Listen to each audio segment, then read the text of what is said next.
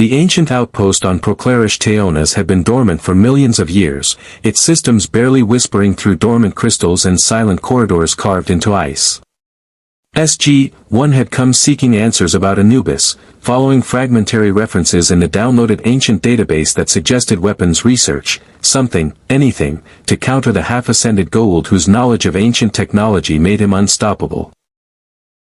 Colonel Jack O'Neill led the way through frost-rimed hallways, P-90 ready, while Major Samantha Carter's scanner chirped irregular readings that made her frown deepen with each step. Dr. Daniel Jackson translated wall inscriptions in the peculiar flowing script of the ancients, and TLC moved with characteristic silence, staff weapon held ready. "This doesn't match the database," Carter said, studying her scanner. "There's a power signature I've never seen before. It's not Nequata-based, it's... I don't even know what it is." "That's comforting," O'Neill muttered. "Daniel, please tell me the walls say, 'Welcome, we left you ice cream and a manual.'" Daniel ignored the sarcasm, his fingers tracing ancient characters that seemed to shimmer with unusual luminescence. "This section talks about Merlin. We know he was researching weapons against the Ori before they became a threat. But there's something else here. Experiments in breaching dimensional barriers, accessing other realities beyond our universe. Jack, I think Merlin was trying to find allies or weapons from entirely different creations." "Define different creations," O'Neill said carefully. Before Daniel could answer, the chamber ahead erupted with light. Not the blue-white of ancient technology activating, but something profound and layered, like colors that existed beyond the visible spectrum struggling to manifest within physics that constrained them. The air itself seemed to sing, a harmony that resonated in the chest and behind the eyes, beautiful and terrible and impossibly complex. Carter's scanner simply died, its circuits unable to process what flooded the room. In the center of the illumination, a figure began to take form. It was not a sudden materialization like Asgard beaming technology, nor the energetic shimmer of ascended beings manifesting. This was creation itself, reality condensing from potential into actuality, as though the universe was composing something new from fundamental forces. The light coalesced into a form that seemed simultaneously ancient beyond measure and eternally present, an elderly man whose eyes contained depths that suggested he had witnessed the birth of stars, whose very presence commanded reverence without demanding it. SG-1's weapons came up instinctively, but TLC's staff weapon trembled in his hands. "This is no Goa'uld," the Jaffa whispered, his voice carrying an awe O'Neill had never heard before. "Nor ancient. This is, other." The figure turned to regard them, and in that gaze was something that made O'Neill's tactical mind freeze, absolute knowledge without malice, complete awareness without threat, power so vast that their weapons seemed like children's toys, yet no hostility whatsoever. The being smiled, gentle and sad. "Peace," he said, and his voice carried harmonics that made the ancient crystals resonate in sympathy. "I mean you no harm, children of this reality. I am, you would call me Eru, though I have been known by other names in my own creation. The One. The All-Father. In the tongue of those who first knew me, Ilúvatar." Daniel's eyes widened behind his glasses. That's from Tolkien. From Middle-earth mythology. You're claiming to be the supreme deity of... "Not mythology, Daniel Jackson," Eru said quietly, and Daniel's shock at hearing his name was evident. "Another reality, another creation entirely separate from this one. I shaped the world called Arda through the music of the Aenir, my first children. But this," he gestured at the ancient outpost, at reality itself. "This is not my creation. Your universe operates under laws I did not sing into being." Carter found her voice, her scientist's mind grappling with impossibility. "That's not possible. Cross-universal travel would require energy levels that, the ancient device here couldn't." "It was not meant to," Eru said, his gaze distant.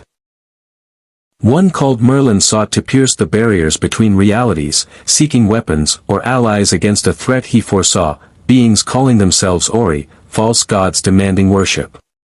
His experiments created a flaw, a thin place between my creation and yours. I felt the breach. I chose to investigate. Chose, O'Neill repeated, latching on to the word. So you're not stuck here. I could return, Eru acknowledged. But I have observed your universe from the threshold, Colonel O'Neill, and what I have witnessed troubles me greatly. In my creation, I gave my children the gift of free will, the ability to shape their own destinies. Yet here I see beings calling themselves gods who enslave entire worlds, parasites who wear divinity like stolen clothing, claiming worship through fear and force. His expression darkened. The Goa'uld are an abomination. Mockeries of true creation, pretenders to thrones they have no right to occupy. TLC stepped forward, his voice rough with emotion. You see truly. The Goa'uld are false gods. I have devoted my life to proving this, to freeing my people from their lies. Eru turned to him, and something in his gaze made TLC's breath catch. I know your struggle, TLC of Chulak. I know the weight of bearing truth in a galaxy drowning in lies. You have carried your burden with honor. He paused. But you should know, I am diminished here. In Arda, in the universe I created, my word is law, my thought becomes reality. Here, in this creation that another power shaped, I am, a visitor. My nature as creator of one reality does not grant me dominion over another. I can guide, I can teach, I can witness, but I cannot simply unmake the Goa'uld with a thought, much as I might wish to. So what can you do? O'Neill asked bluntly. I can offer wisdom earned across ages beyond your counting, Eru said. I can perceive truth through deception, see corruption for what it is, and recognize genuine nobility in unexpected places. I can inspire, though I cannot compel. And perhaps most importantly, I can help you understand what you face, for the Goa'uld are merely parasites playing at godhood. What comes will be far worse. Daniel stepped closer, his academic fascination warring with caution. The Ori. You mentioned them. We found references in the ancient database. Ascended beings from the ancients' original galaxy who've taken a very different philosophical path. They are not gods, Eru said flatly. They are powerful, yes. They have transcended physical form through knowledge and evolution. But they are not creators, not truly divine, they are beings who have discovered how to manipulate the fundamental forces of this reality and now demand worship as payment for powers they did not originate. They are, in their way, more dangerous than the Goa'uld, for they possess genuine power to enforce their will. And you're here to help us fight them?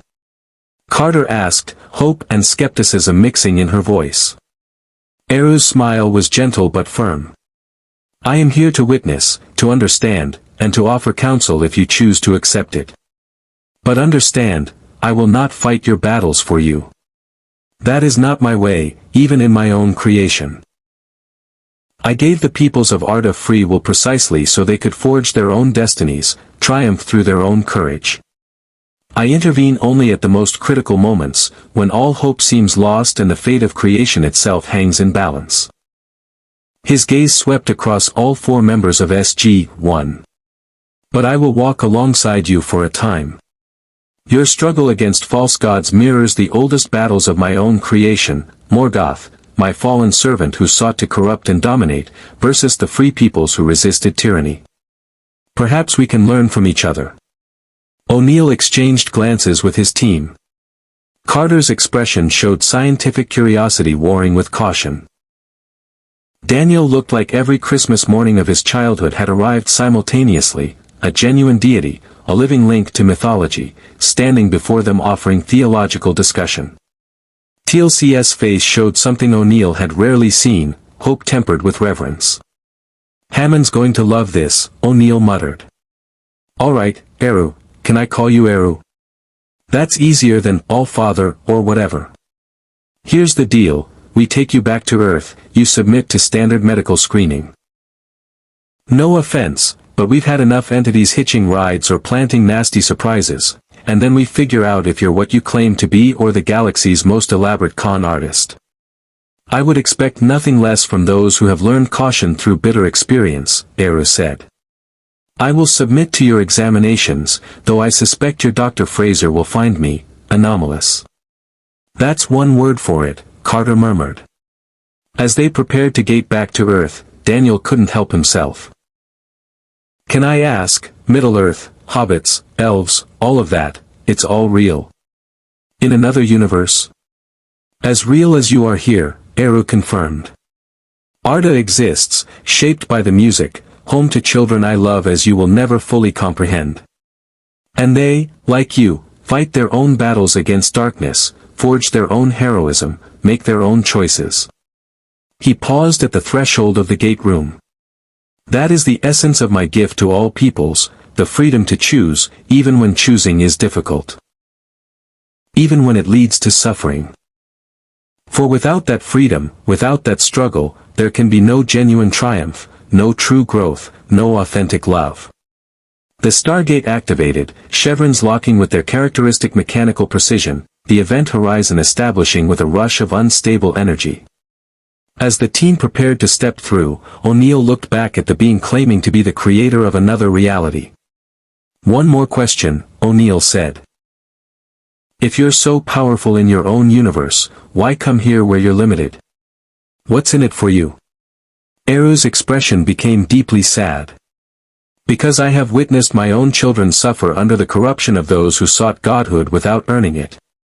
Because I see in you and your people the same courage, the same defiant hope against impossible odds that I have always treasured. And because when I observed this reality from the threshold and saw false gods enslaving humans, my favorite among all the children of Arda, I could not simply turn away. He stepped toward the gate. Sometimes, Colonel, even the one must leave the comfort of his own creation to bear witness to injustice elsewhere. Even if all I can offer is wisdom and fellowship rather than omnipotence. They stepped through the Stargate together. For humans and one deity, traveling from an ancient outpost to a mountain beneath the Colorado sky, carrying a secret that would challenge everything Stargate Command thought they understood about the nature of divinity, power, and the fight against false gods that had consumed their lives. If you want to see more characters enter different universes, hit that subscribe button and drop the name of a character and the universe you'd want to see them in down in the comments below. Indeed. In the gate room at Stargate Command, alarms began blaring the moment the wormhole established. Unauthorized off-world activation from Proclarish Teonas wasn't unexpected. SG-1 had been scheduled to return within the hour, but the energy readings SGC's sensors detected made technicians freeze at their stations. Whatever was coming through with Colonel O'Neill's team registered on spectrographic analysis as something that had never passed through the Stargate before. When Eru Ilúvatar stepped through the event horizon into the concrete and steel reality of Earth's premier defense against alien threats, the universe itself seemed to hold its breath, waiting to see what would happen when true divinity met a civilization that had learned the hard way to trust nothing that claimed godhood. General Hammond stood in the control room, watching the gate room through reinforced glass, and made a decision that would echo through the coming war against the Ori. He would listen before he judged, question before he condemned, and remember that SG-1 had earned the right to his trust, even when they brought home the impossible. The Stargate shut down behind them, the wormhole collapsing with its characteristic whoosh of displaced air. Eru looked around the gate room with eyes that had witnessed the creation of stars, and smiled. So this is Earth, he said softly. How remarkable. How resilient. How very, very brave. And in those words, Hammond heard something that gave him hope, not the condescension of false gods looking down on primitives, but genuine admiration from something ancient beyond measure recognizing courage worth honoring. The medical examination had been thorough, invasive, and ultimately inconclusive.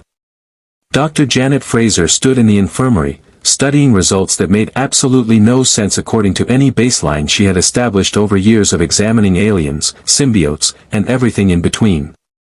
Eru had submitted to every test with patient grace, blood work, neural scans, genetic analysis, even exposure to the ancient gene detector that Carter had brought down from the lab. General, Fraser said into the phone, her voice carefully controlled, I have no idea what he is. His cellular structure is. I don't even have terminology for this. It's not DNA-based, but it's not DNA-based either. It's like looking at something that exists in more dimensions than we can measure, and what we're seeing is just the shadow it casts in our reality. She paused, listening. No, sir, he's not a Goa'uld, there's no Naquata in his system, no symbiote, nothing parasitic. He's not an ancient either, at least not like any we've encountered. The gene detector didn't recognize him, but it didn't not recognize him, the machine literally couldn't process what it was scanning. In the briefing room 2 levels up, General Hammond sat across from SG-1 and their unusual guest. Eru occupied his chair with the casual comfort of someone who had existed since before chairs were invented, yet showed no arrogance about it.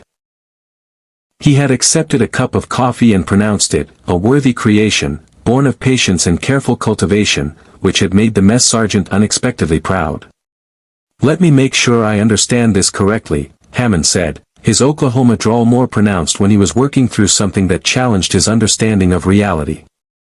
You're claiming to be the creator deity from J.R.R. Tolkien's mythology. Not mythology, General, Daniel interjected gently. If he's telling the truth, Tolkien somehow accessed genuine knowledge of another reality. Maybe through dreams, maybe some kind of unconscious dimensional perception. There are documented cases of artists and writers claiming their work came from sources they couldn't explain. From another universe entirely, Hammond continued, and you came here because an ancient device accidentally breached the barrier between realities, and you decided to investigate because you saw the Goa'uld enslaving humans and couldn't turn away. An accurate summary, Eru confirmed. Though I would add that what drew my particular attention was not merely the enslavement, but the specific nature of it, parasites claiming divinity they have not earned, demanding worship through fear rather than inspiring it through genuine love and care for their children. It is, in its way, the same corruption I have witnessed in my own creation, when Melkor, whom you might know as Morgoth, sought to dominate rather than guide, to rule through terror rather than earn devotion through wisdom. TLC leaned forward, his scarred forehead creased in concentration. In all my years serving the false god Apophis, in all my time since joining the Tauri in their fight against the Goa'uld, I have heard many beings claim power, knowledge, even divinity. Yet I have never felt what I felt in your presence on Proclarish. There was no compulsion, no demand for submission.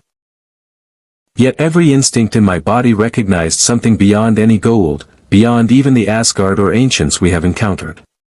That is because you possess wisdom earned through suffering, TLC, Eru said quietly.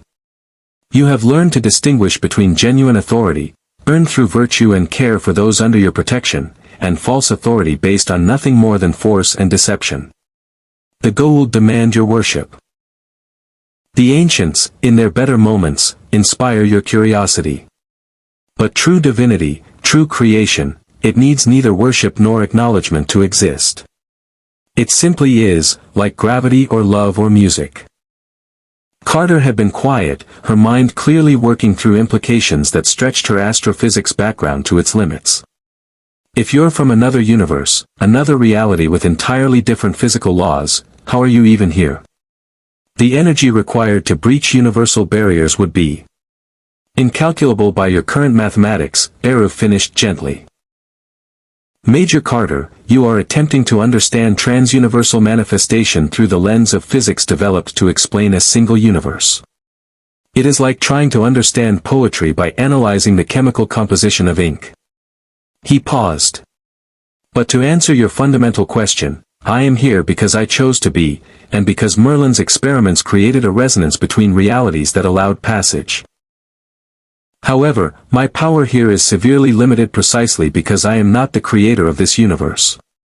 My nature is bound to Arda, to the reality I shaped through the music. Here, I am like a king visiting a foreign land where his crown holds no authority, still himself, still carrying wisdom and experience, but not sovereign. How limited? O'Neill asked bluntly. Eru considered the question. In my own creation, if I willed a mountain to rise, it would rise. If I wished a star to shine, it would shine. Here. I can perceive truth through lies with perfect clarity. I can sense corruption and nobility in the hearts of beings I encounter. I can offer counsel drawn from ages of experience. I can, with effort, influence events through inspiration and guidance rather than direct action. But I cannot simply unmake Anubis, cannot force the Goa'uld to release their slaves, cannot compel the Jaffa to see truth. His expression became sad. Even if I could, I would not. That has never been my way. I gave my children free will precisely so their choices would be genuine, their triumphs earned through courage rather than gifted through divine intervention. But you have intervened, Daniel said, his knowledge of Tolkien's mythology evident.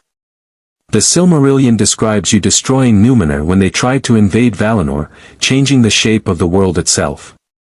You sent the Istari, the wizards, to Middle-earth to guide the fight against Sauron. That's intervention. At critical moments when the very fate of creation hung in balance, yes, Eru acknowledged. When Numenor's corruption threatened to unmake the blessed realm, when Sauron's power grew so vast that free peoples could not stand against it alone without guidance. But always, the actual victory was achieved by those with free will making courageous choices, Frodo choosing to carry the ring, Aragorn choosing to reclaim his throne, the last alliance choosing to stand against impossible odds. His gaze swept across SG-1. You understand this instinctively. You have faced gods who could destroy you with a thought, Goa'uld system lords, ascended beings, enemies with technology so advanced it appears magical. Yet you continue to fight, continue to resist, because you believe in the worth of your own choices, the value of earned victory over granted peace. Hammond cleared his throat. That's all very philosophical, but I need to make a practical decision here. You're asking me to accept that you're a genuine deity from another reality, with limited power in our universe, who wants to help us fight false gods out of some kind of cosmic sense of justice. He fixed Eru with a steady gaze. Son, I've been lied to by Goa'uld pretending to be Egyptian gods, manipulated by NID agents claiming to work for Earth's security, and deceived by entities that looked human but were anything but. Why should I trust you? Eru met his gaze without flinching. You should not, General. Not yet. Trust must be earned, not demanded. I ask only for the opportunity to demonstrate my sincerity through actions rather than words. He paused. But I will offer you this, I can perceive corruption and deception with absolute clarity. Let me accompany SG-1 on their missions. When they encounter Goa'uld, I will recognize the parasites for what they are. When they face beings claiming divinity, I will see through the lies. When they must make difficult choices about who to trust and who to oppose, I can offer perspective drawn from witnessing similar struggles across ages. You want to join SG-1? O'Neill said, surprise evident. Not as a member bound by your military structure, Eru clarified.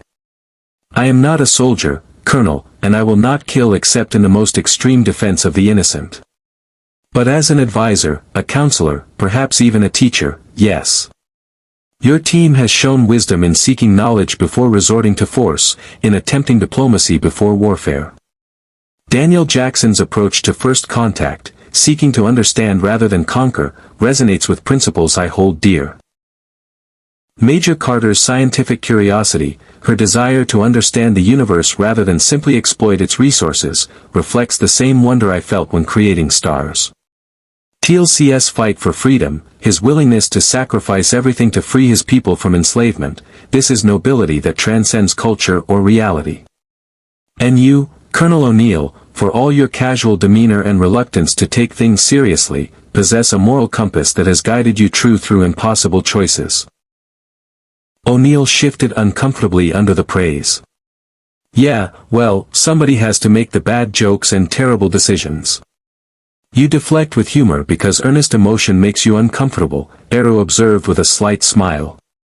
Yet your actions speak clearly. You have sacrificed your own advancement, your own comfort, repeatedly to protect those under your command and innocent lives across the galaxy. That is leadership worthy of respect. Hammond considered for a long moment, then made his decision. Dr. Jackson, I want you to spend the next 48 hours with our guest. Theological discussions, philosophical debates, whatever it takes to determine if his understanding of divinity and creation is consistent or if there are holes in his story. Major Carter, I want you to work with him on understanding the dimensional breach. If there's a way to verify his claims scientifically, find it. TLC, you've spent more time around beings claiming divinity than anyone else on this base. I want your assessment of whether he's genuine or the most sophisticated con we've encountered. And me? O'Neill asked. You're going to teach him how we operate, Hammond said. Standard mission protocols, rules of engagement, what happens when we encounter hostiles through the gate. If he's going to accompany SG-1, he needs to understand how we work and what our limitations are, because unlike him, we can't just perceive truth through lies or sense corruption in hearts. We have to rely on intelligence, tactics, and trust. Eru inclined his head. A wise approach, General. I accept these terms. As the meeting adjourned, Daniel practically vibrated with barely contained excitement. I have about 4,000 questions, starting with the nature of the Ainulindale and whether the music of creation relates to string theory or... Daniel, O'Neill interrupted. Breathe.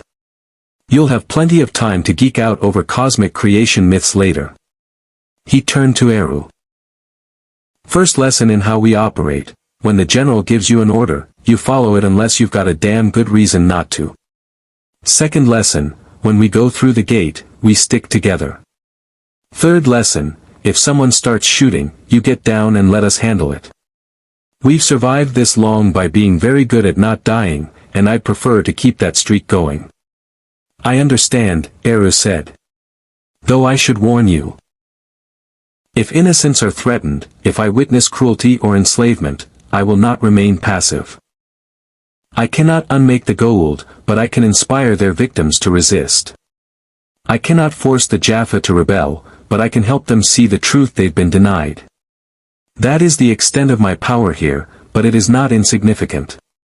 TLC stepped forward, his expression intense. If you can help my people see the truth, if you can give them the courage to reject the false gods, then you offer more than any weapon the Tauri possess. The Jaffa rebellion grows, but slowly, against generations of indoctrination and fear.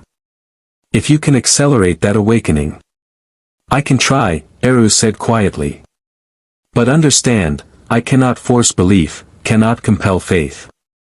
I can only offer perspective, plant seeds of doubt in lies and seeds of hope in truth.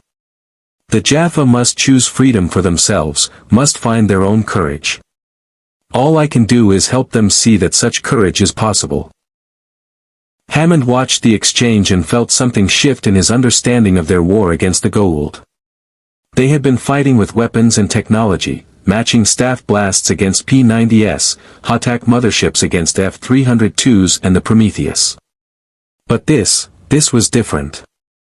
If Eru could help undermine the religious foundations of Goa'uld power, could inspire the enslaved populations to recognize their gods as parasites. The war might be won not through superior firepower, but through the same thing that had always mattered most, people choosing freedom over comfort, truth over comforting lies, courage over submission. All right, Hammond said finally. Let's see what a creator deity can teach us about fighting false gods. But Eru, understand this clearly. On Earth, in this command, we answer to civilian oversight, international law, and the principles we've fought to protect. If at any point your methods or your goals conflict with those principles, this arrangement ends. Are we clear? Perfectly clear, General, Eru said. And I would expect nothing less from those who value freedom enough to fight for it against overwhelming odds. Your caution honors you. As SG-1 escorted Eru from the briefing room toward temporary quarters, Carter leaned close to O'Neill. Sir, do you realize we just got theological approval to keep fighting the Goa'uld from an actual deity? Carter, O'Neill replied, I stopped trying to figure out what's real and what's impossible about 3 false gods ago. Right now, I'm just hoping he's on our side and doesn't decide humanity needs a hard reset. Behind them, Eru smiled to himself. These humans, these defenders of their small blue world, had no idea how much their courage and defiant hope reminded him of hobbits facing down Sauron, of elves standing against Morgoth's hordes, of all the free peoples of Arda who had chosen the hard path of resistance over the easy path of submission. Perhaps, Eru thought, he had not come to this reality merely to witness or advise. Perhaps he had come to learn. The briefing room had become an impromptu theological seminar, much to O'Neill's visible discomfort. Daniel had spread reference materials across the table, copies of the Silmarillion, theological texts, ancient databases on tablets, even comparative mythology studies. Eru sat patiently while Daniel paced, gesturing enthusiastically as he worked through questions that had consumed scholars for generations. The thing I can't reconcile, Daniel said, stopping mid-stride, is the fundamental difference between your role as creator and what we've learned about the ancients. They evolved, ascended through knowledge and understanding of the universe's fundamental forces. But you're claiming you created your universe through, what did you call it, the music of creation? The Ainulindale, Eru confirmed. Before time itself, I brought forth the Aenir, my first children, beings of thought and music. Together, we sang reality into existence, each contributing themes and variations, weaving harmonies that became the fabric of creation. The music created Ea, the universe that contains Arda, your Middle-earth. What you see, what you touch, what you experience there, all of it is the physical manifestation of that primordial song. Carter, who had joined the session with portable equipment, frowned at her readings. That's not possible. The universe, any universe, forms through physical processes. The Big Bang, cosmic inflation, stellar nucleosynthesis. You can't literally sing matter into existence. Not in this universe, Eru agreed. Your reality operates under different fundamental principles. Here, matter and energy follow laws that pre-existed consciousness, or at least, appear to. In Arda, consciousness preceded matter.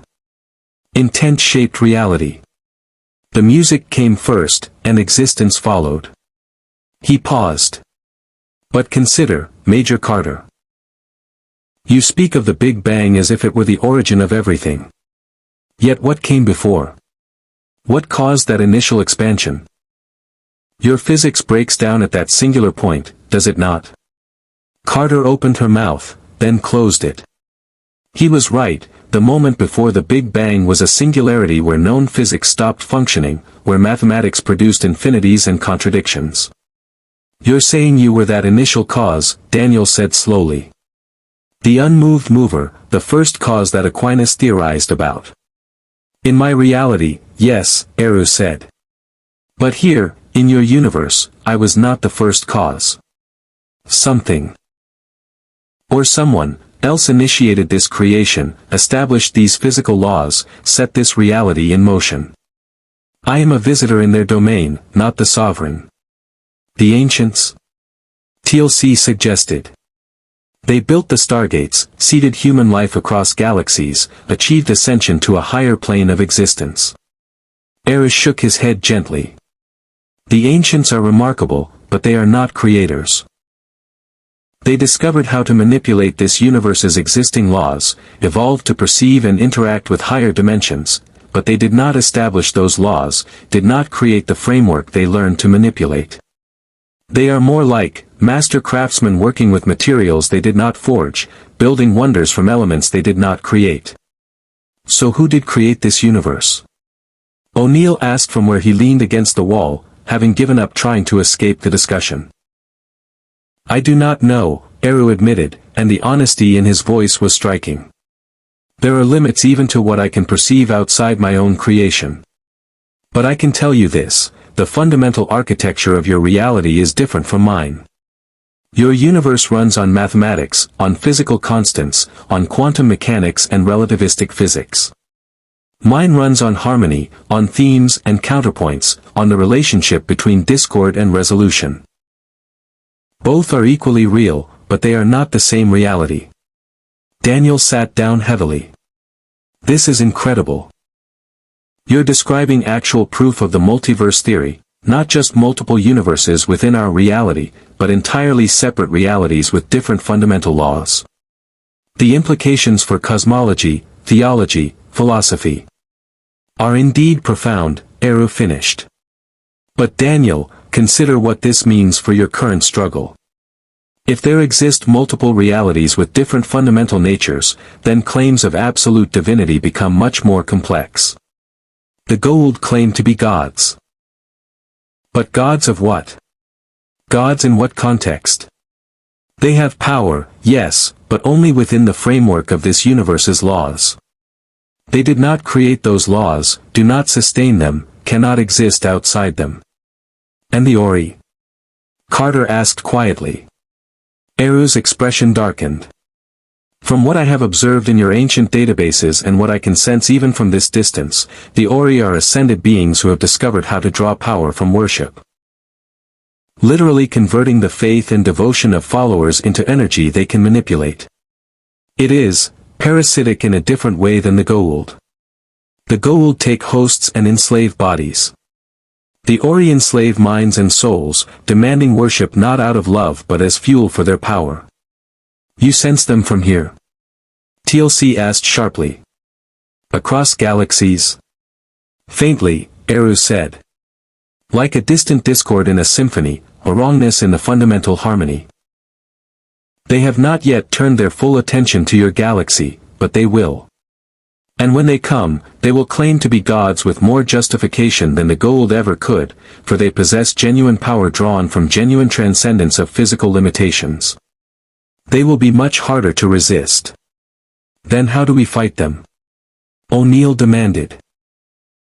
If they're that powerful, if they can actually back up their claims to divinity with real power instead of just fancy technology and snake parasites.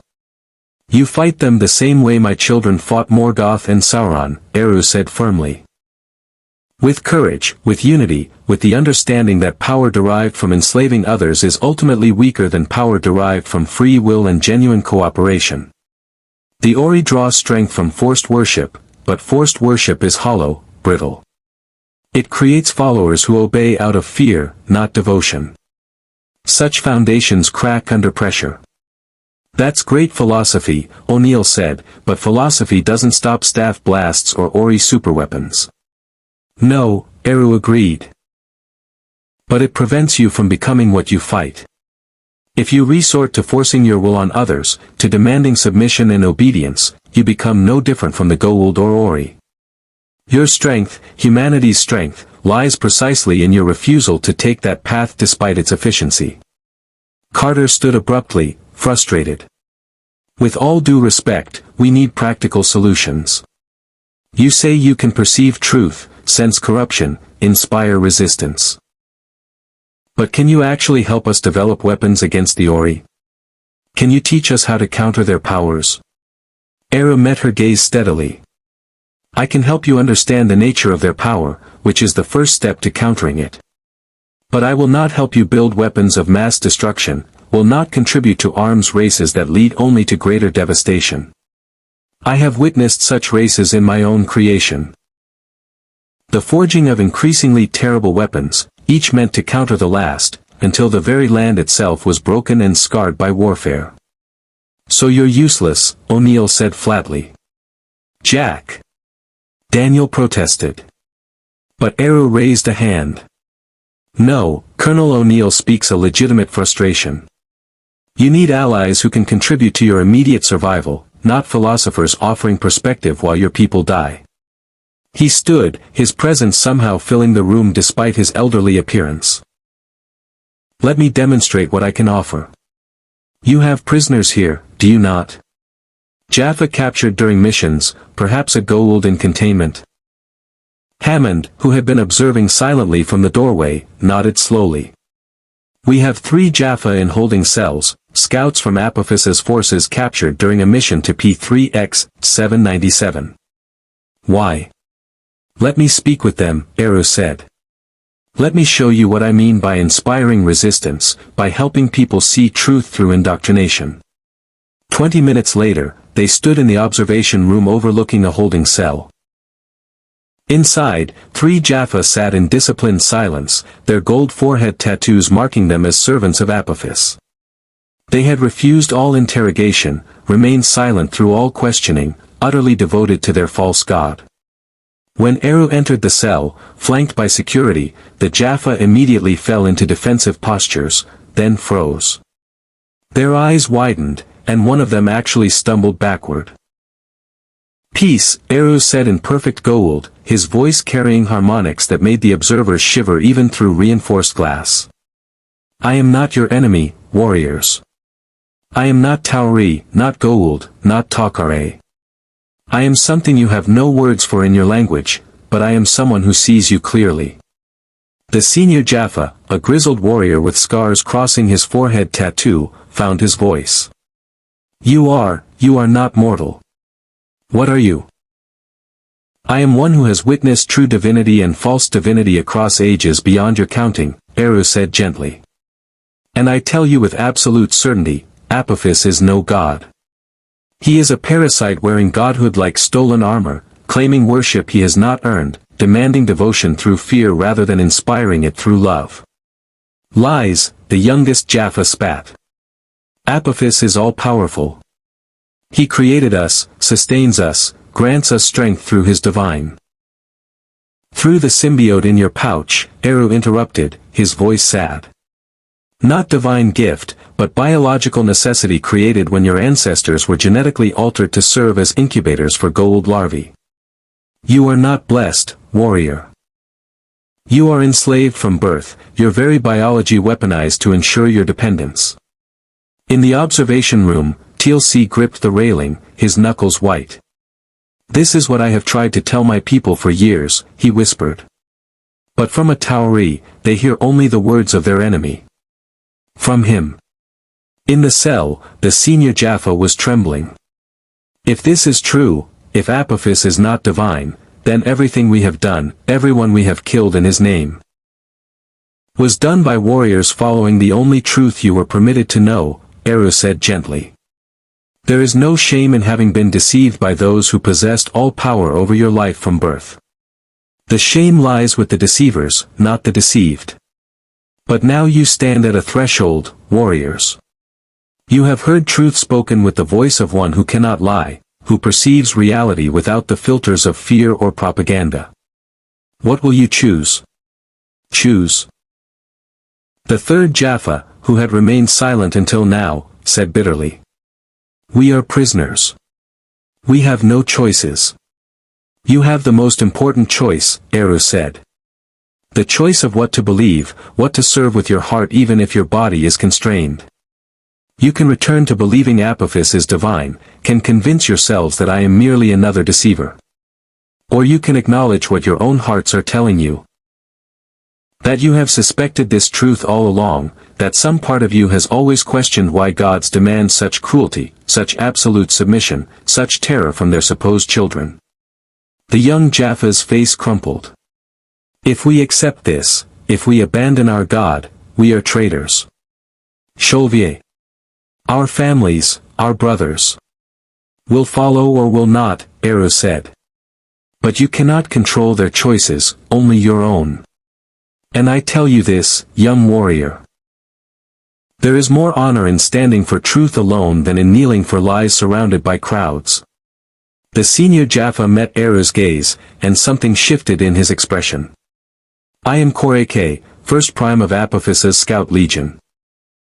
For 60 years I have served my god without question.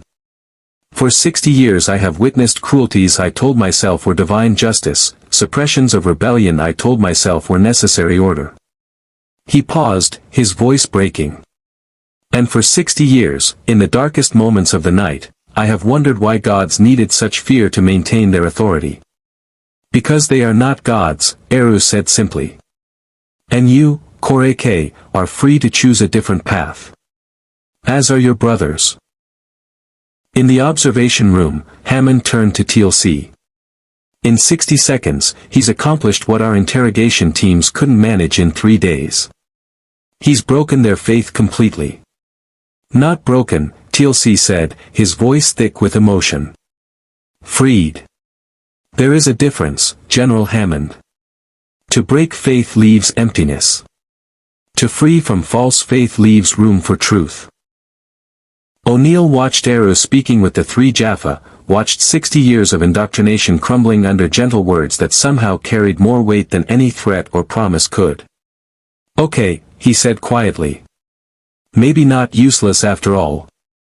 Carter was recording the entire interaction, her mind already racing through implications. If he can do this with every Jaffa we encounter, if he can accelerate the rebellion by years just by speaking truth they can't deny, then we have a weapon the Goa'uld cannot counter, Daniel finished. Not a physical weapon, but something potentially more devastating, the ability to undermine the entire foundation of their power structure. Eru emerged from the cell 20 minutes later, leaving three Jaffa who knelt not in worship but in contemplation, warriors confronting truths that would reshape their understanding of everything they had been and everything they might become. General Hammond, Eru said quietly, those warriors will need guidance in the days ahead. They have been freed from one certainty only to face the terrifying responsibility of choosing their own path. I would ask that TLC speak with them, offer them the perspective of one who has walked the path from slavery to freedom. Hammond nodded. Consider it done. And Eru, I think we need to have a conversation about what role you might play in our broader strategy against the Goa'uld. And eventually, the Ori, Eru added. For they come, General. Not today, perhaps not this year, but they come, bearing false divinity backed by genuine power. And when they arrive, you will need more than weapons. You will need unwavering certainty in the worth of freedom, the value of choice, the truth that no being, however powerful, deserves worship simply for possessing power. O'Neill looked at the deity from another reality and made a decision. All right. Welcome to SG-1, unofficially, temporarily, and against probably every regulation in the book. Try not to smite anyone without checking with me first. Eru smiled. I shall endeavor to restrain my smiting impulses, Colonel. And in that moment, watching a creator deity exchange dry humor with an Air Force colonel who had learned to face gods with sarcasm and a P-90, General Hammond felt something he hadn't felt in years of fighting false gods and impossible odds. Hope. The mission briefing was unlike any SG-1 had received before. P-7J-989 had been flagged by Tok'ra intelligence as a potential recruitment world, a human population under light Goa'uld oversight, ripe for rebellion but lacking the spark to ignite it. Normally, SG-1 would make contact, assess the situation, perhaps plant seeds of resistance and move on. With Eru accompanying them, Hammond had authorized a more ambitious objective. Your mission is to make first contact with the locals, assess their readiness for rebellion, and determine if they can be supported with weapons and supplies from the Tok'ra, Hammond said, studying the MALP imagery on the screen. The Goa'uld presence is minimal, a single Hotak in orbit with periodic ground patrols. No system lord has claimed this world directly, it's administered by a minor underlord named Khepri. Scarab beetle god, Daniel noted. Egyptian pantheon, associated with rebirth and the sun. Probably explains why they're using the population for agricultural labor. Khepri likely sees himself as bringing life to dead worlds. Charming, O'Neill muttered. So we gate in, make friends, whisper sweet nothings about freedom and rebellion, and gate out before the bug shows up. Simple.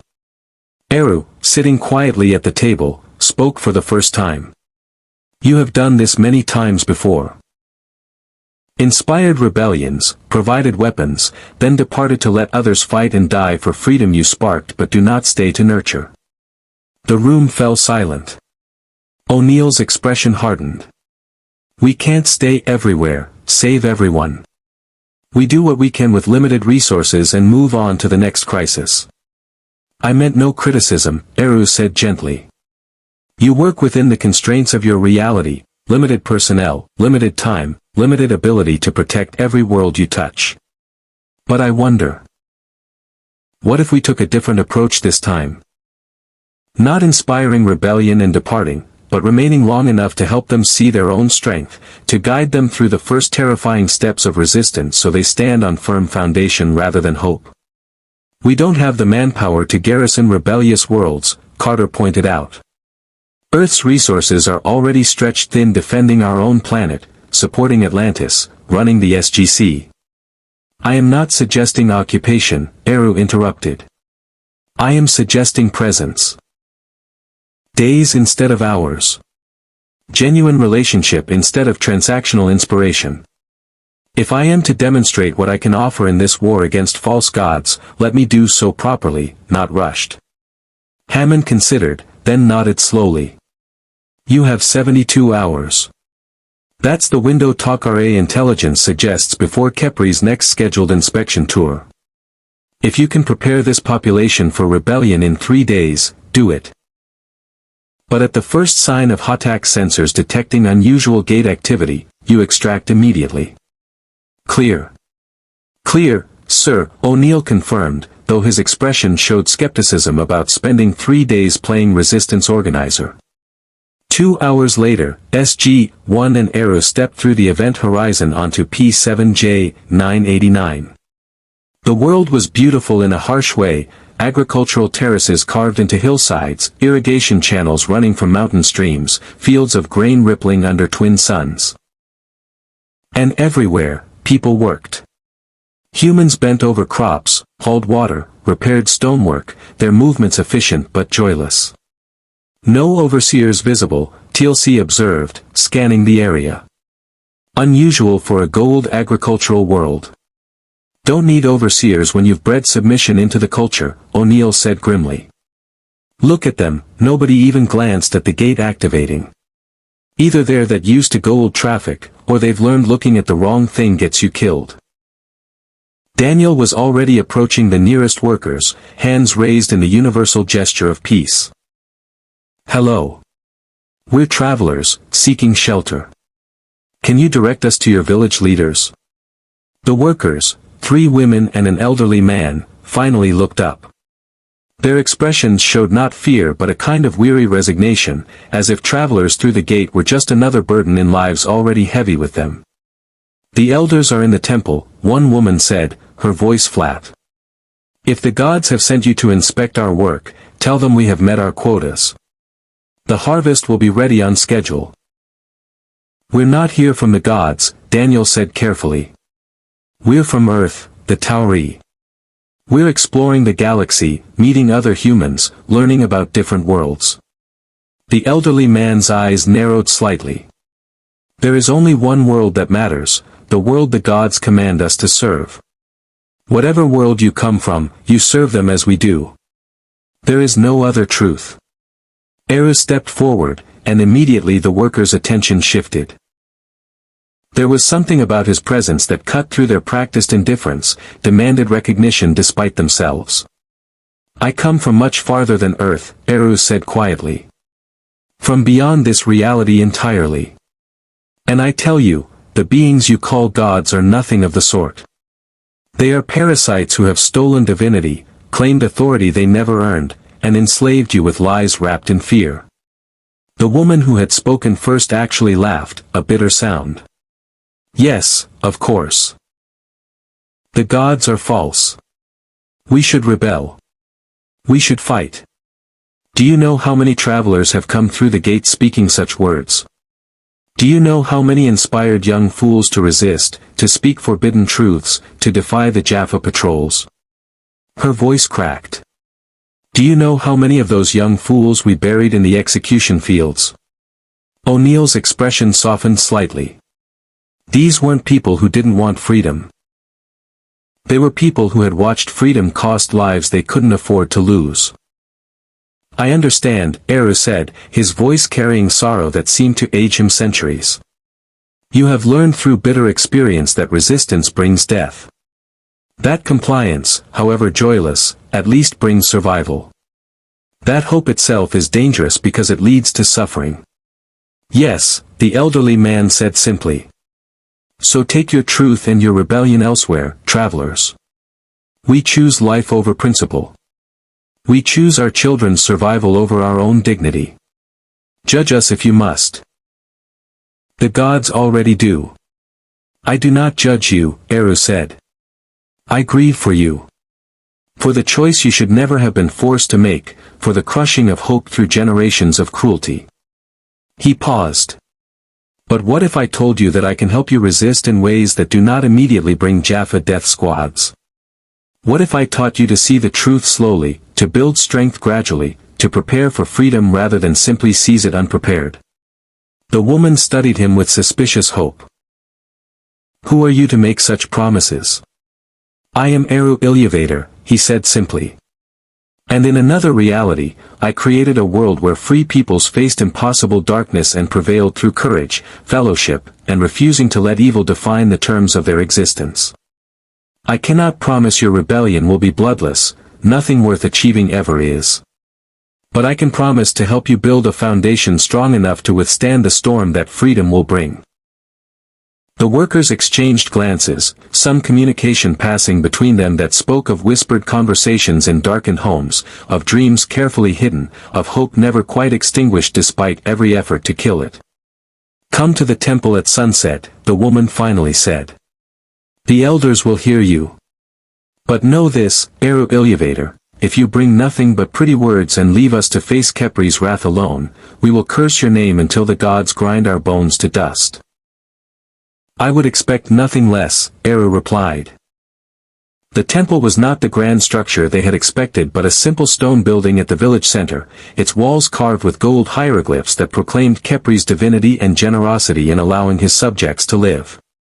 Inside, 37 people gathered, the village elders, yes, but also farmers, craftsmen, teachers, even a handful of adolescents whose eyes burned with the dangerous fire of youth not yet beaten into submission.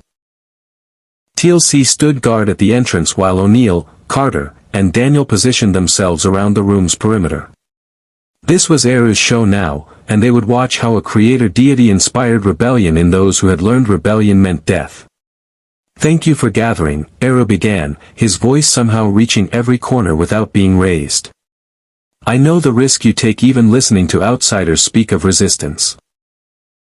I know you have heard such speeches before, watched hope kindle and then watched it burn those who carried it. I will not insult your intelligence by pretending this path is safe or easy. An elderly woman, her face lined with 60 years of labor, spoke up. Then why speak at all? If you offer nothing new, no safety, no guarantee, why should we listen? Because I offer something more valuable than safety, Eru said. I offer truth. And truth, once truly known, cannot be unknown. It changes you, reshapes you, gives you foundation that no lie can shake. He paused.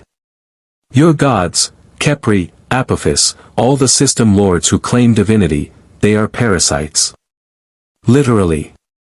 Snake-like creatures that burrow into human hosts and take control, wearing human bodies like clothing, demanding worship for powers they did not create but merely steal from the technology of beings far greater than themselves. We know this, a younger man said bitterly. The Jaffa carry the infant gods in their bodies. We have seen the symbiotes. We know they are creatures, not truly divine, but they have power. They have ships that rain fire from the sky, weapons that reduce stone to vapor, armies that span galaxies. What does it matter if they are true gods or false gods when they can kill us either way? It matters because false gods can be killed, TLC said from the doorway, stepping forward. I am TLC of Chulak, once first prime to the false god Apophis. For 100 years I served him, believing his power made him divine.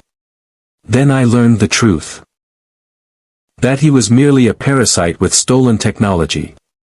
And I chose freedom over slavery, chose rebellion over submission, chose death if necessary over continued service to a lie. The room erupted in whispers. A Jaffa, a first prime, standing with the Tauri, speaking of freedom. You are Sholvier, one elder said, the word carrying weight of ultimate betrayal. You are traitor to your god. I am Sholvier to a false god, TLC corrected. I am free man serving truth. And I tell you, the Goa'uld can be defeated. I have seen it. I have participated in it. System lords fall, Jaffa rebel, humans rise from slavery to claim their own destinies. It is happening across the galaxy, slowly but inevitably. Daniel stepped forward, sensing the moment. The Jaffa rebellion is real. The Takare, Goa'uld who oppose the system lords, are real. Humanity from Earth has stood against false gods and survived, even thrived. You're not alone in this fight, and you're not the first to face these fears. Carter added, we can provide weapons, technology, training. The Takare can offer intelligence about Kepri's forces, his patrol schedules, his vulnerabilities. You won't face this battle unprepared or unsupported. But Eru raised his hand gently. Weapons and intelligence are valuable. But they are not enough. Before you can fight effectively, you must believe you deserve freedom. Before you can resist, you must know in your deepest heart that you are worth the cost freedom demands. He moved to the center of the room, and his presence seemed to expand, filling the space with something indefinable but unmistakable. I am not of this universe. I am not Tauri, not Goa'uld, not any power you have encountered. I am creator of another reality entirely, and I tell you with absolute certainty drawn from ages beyond your counting, you are children worthy of freedom. You are beings possessed of will, creativity, courage, and dignity that no parasite in a stolen body can claim. Your worth does not come from Kepri's permission to exist. It comes from your existence itself, from the choices you make, from the love you show one another despite every effort to crush it. A young woman spoke up, her voice trembling. My mother spoke of such things when I was a child. She said we were meant for more than serving the gods' fields. The Jaffa heard her. They made an example. I watched them, her voice broke. I know, Eru said softly, and somehow he did know, saw it in her eyes, in the set of her shoulders. And your mother was right. She died speaking truth, and that truth did not die with her. It lives in you, in your memory of her courage. That is how rebellion truly begins, not with weapons and tactics, but with the refusal to let truth be silenced even when speaking it costs everything. The elderly woman who had challenged him earlier stood, her hands shaking. If we do this, if we rebel, Kepri will come. His Hatak will rain fire. His Jaffa will execute us in batches until the survivors submit. We have seen it on other worlds, heard the stories from refugees before the Jaffa caught them. Yes, Eru agreed. He will come. And you will have a choice, to fight and possibly die free, or to submit and certainly die as slaves, whether your bodies cease or not. Because to live without hope, without dignity, without the freedom to choose your own path. That is death of a deeper kind than any staff weapon can inflict. O'Neill watched the room, saw the careful calculations happening behind fearful eyes. These weren't warriors or idealists. They were farmers and craftsmen who had survived by being practical, by avoiding notice, by never drawing the attention of those with power to destroy them. Asking them to risk everything on principle was asking for near certain death. But in the back of the room, he saw the young people leaning forward, saw the fire in their eyes that no amount of fear could fully extinguish. They wanted this. They needed this. And maybe that was enough to start with. Eru seemed to reach the same conclusion. I do not ask for decision tonight. I ask only that you consider what I have said, discuss among yourselves what freedom might mean, what you might be willing to sacrifice for it. My companions and I will remain for 3 days. In that time, I will teach anyone who wishes to learn, teach you to see Goa'uld technology for what it is, teach you to recognize the signs of Jaffa weakness and doubt, teach you to build networks of support that can survive the first crackdown and endure for the long fight. He paused, his gaze sweeping the room. And I will teach you the most important lesson of all, that you are worthy. Worthy of freedom, worthy of dignity, worthy of lives lived on your own terms rather than at the whim of parasites wearing stolen divinity. If you learn nothing else in 3 days, learn that. The meeting dissolved slowly, people departing in small groups, speaking in hushed tones. But SG-1 noticed something crucial: they were speaking. Not in the dead silence of submission, but in the animated whispers of possibility, of what if, of maybe. As the temple emptied, the young woman who had spoken of her mother approached Eru. "Will you really stay? Or will you disappear like the others who spoke of freedom and then fled through the gate?" "I will stay for 3 days," Eru promised. "And I will teach you everything I can in that time. But understand, I cannot stay forever. Eventually, you must carry this fight yourselves, must find your own courage, must make your own choices about what you are willing to endure for freedom." 3 days, she repeated. 3 days to learn what took you eternity to understand. Eru smiled sadly.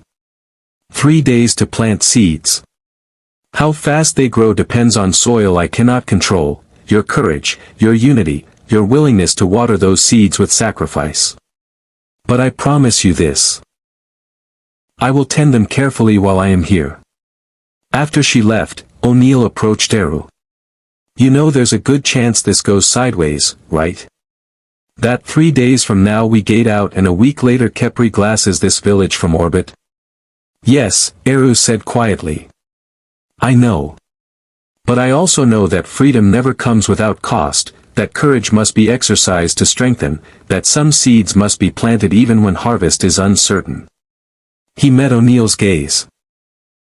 "You have made the same calculation countless times, Colonel. Inspired rebellions knowing you could not guarantee their success, armed populations knowing some would die fighting. This is the burden of opposing tyranny, that victory cannot be granted, only earned, and earning it requires risk." "Yeah, well," O'Neill said uncomfortably, "I usually don't hang around long enough to watch it all fall apart up close." "Then perhaps," Eru suggested, "these 3 days will teach you something valuable as well." TLC, standing nearby, spoke quietly. "The young ones will be ready. They have not yet learned that hope is dangerous. They still believe freedom is possible. Then we must ensure," Eru said, "that their hope is not crushed but forged into something strong enough to withstand the fire coming for them."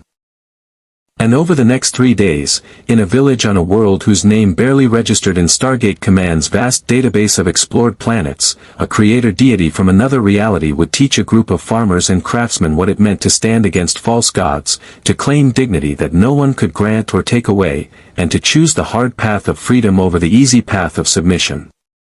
Whether they would survive that choice remained to be seen. But at least, Eru thought, they would die free.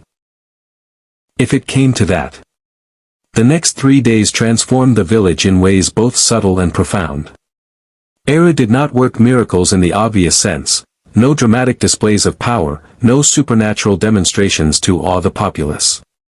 Instead, he taught through conversation, through questions that forced people to examine assumptions they had never questioned, through stories from his own creation that resonated with their struggles.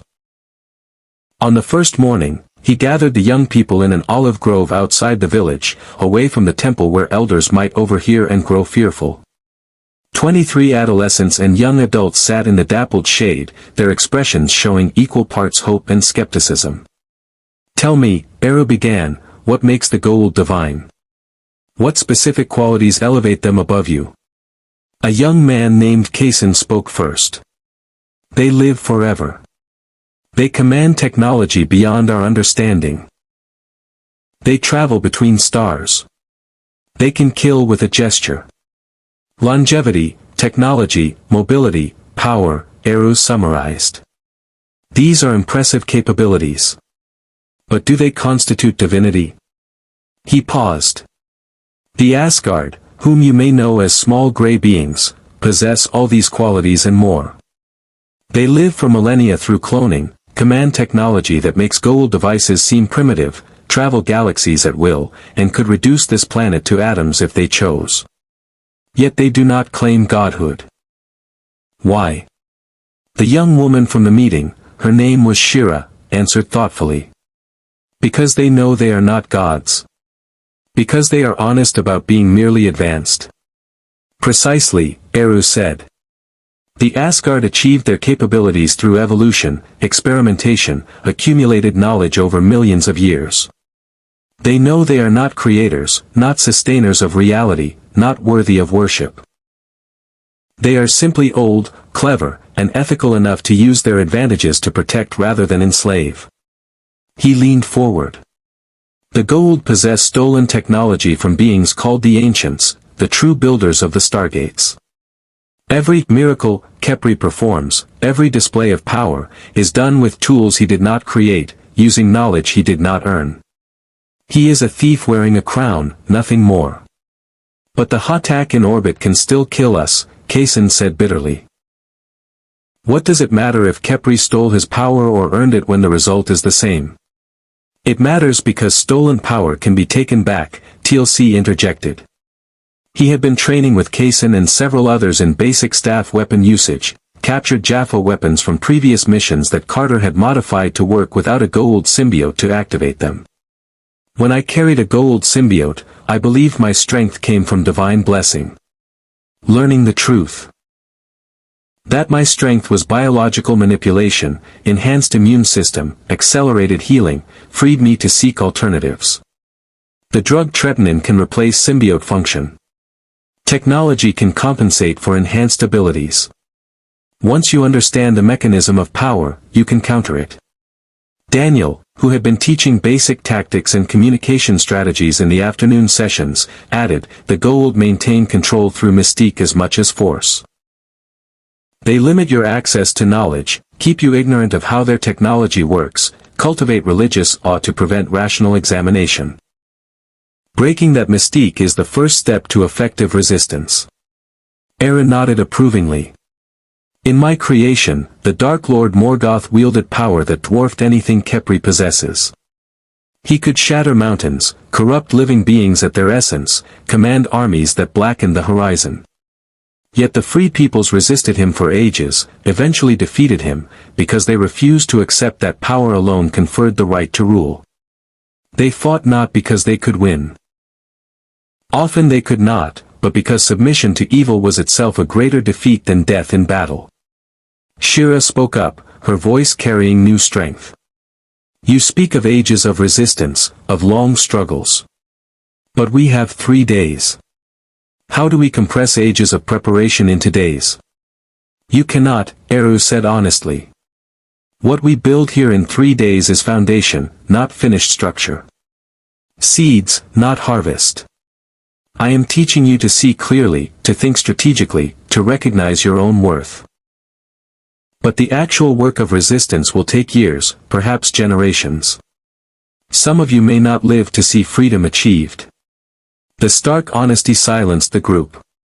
O'Neill, observing from a distance, shook his head. Terrible motivational speaker, he muttered to Carter. Usually you leave out the part about multi-generational suffering. But Carter was watching the young people's faces. Look at their expressions, sir. He's not discouraging them. He's validating the magnitude of what they're undertaking. They already knew this would be hard. Hearing him acknowledge it instead of offering false promises makes them trust him more. Indeed, Kaysen was nodding slowly. My grandfather spoke of a rebellion 30 years ago. The elders never mention it, pretend it never happened.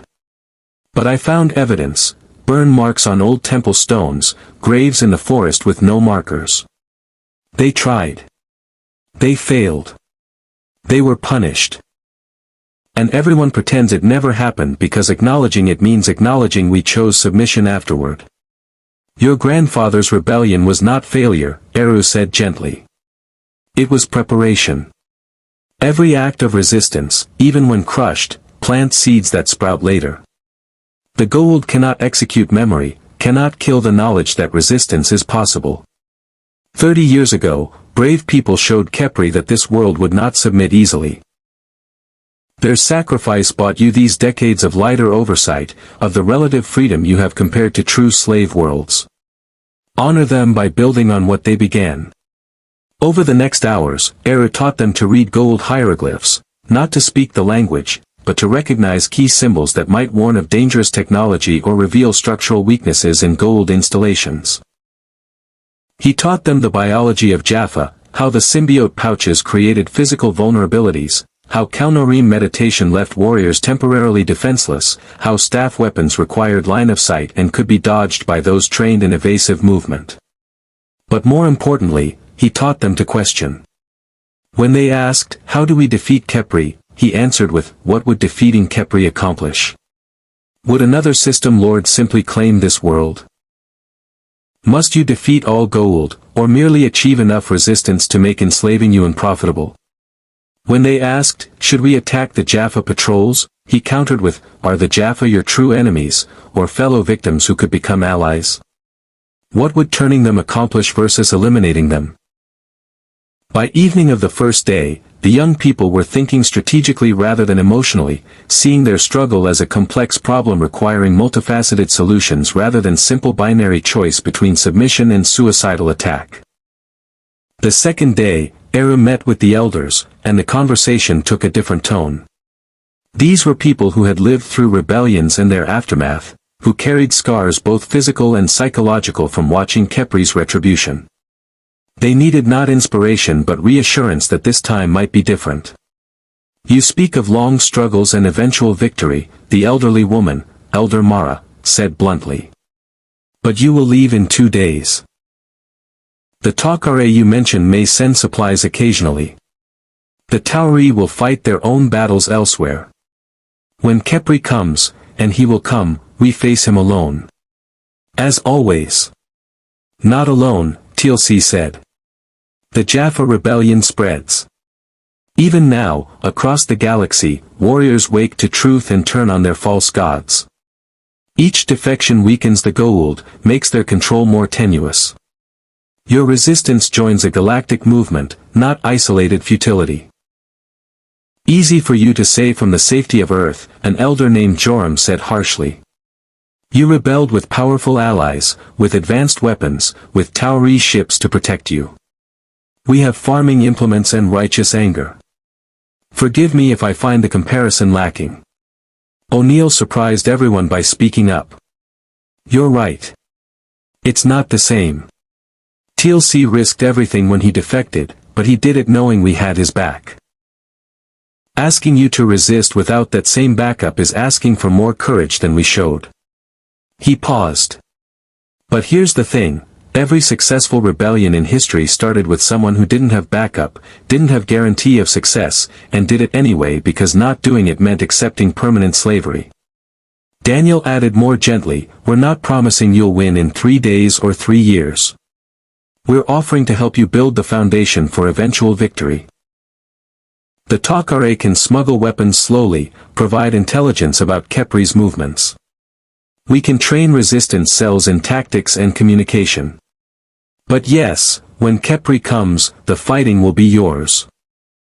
Eru had been listening quietly, and now he spoke. "You fear not death, but futility. You fear sacrificing your children and grandchildren for nothing, repeating the failure of 30 years ago. That fear is wisdom, not cowardice." He met Elder Mara's gaze. "I cannot promise victory. But I can promise meaning. If you resist, if you build networks that survive initial crackdown, if you preserve knowledge and skills to pass to next generations. You transform from slaves marking time until death into free people fighting for their own future. Even if you lose, even if Khepri crushes this rebellion as he did the last, you will have lived as humans rather than as livestock. Is living briefly as humans worth dying as martyrs?" Elder Joram asked. "That," Eru said quietly, "is the question each of you must answer for yourselves. I will not choose for you. No one can. But I will tell you what I have learned across ages of witnessing such choices. Those who choose comfort over principle regret it longer than those who choose principle over comfort. The former live with shame that corrodes the soul. The latter may die with peace." The debate continued for hours, elders voicing legitimate concerns about collective punishment, about whether symbolic resistance was worth real deaths, about their responsibility to children who could not choose for themselves. Eru did not argue against their fears. He validated them, acknowledged the terrible weight of decisions they faced, refused to offer false comfort. But gradually, something shifted. Not unanimous agreement, several elders remained opposed, and Eru respected their choice, but growing consensus that this generation would not simply maintain submission their ancestors had chosen. They would give the young people chance to fight, would support resistance cells even if they did not personally participate, would preserve knowledge and skills should the first attempt fail. If we do this, Elder Mara finally said, we do it properly. Organized resistance, not passionate uprisings.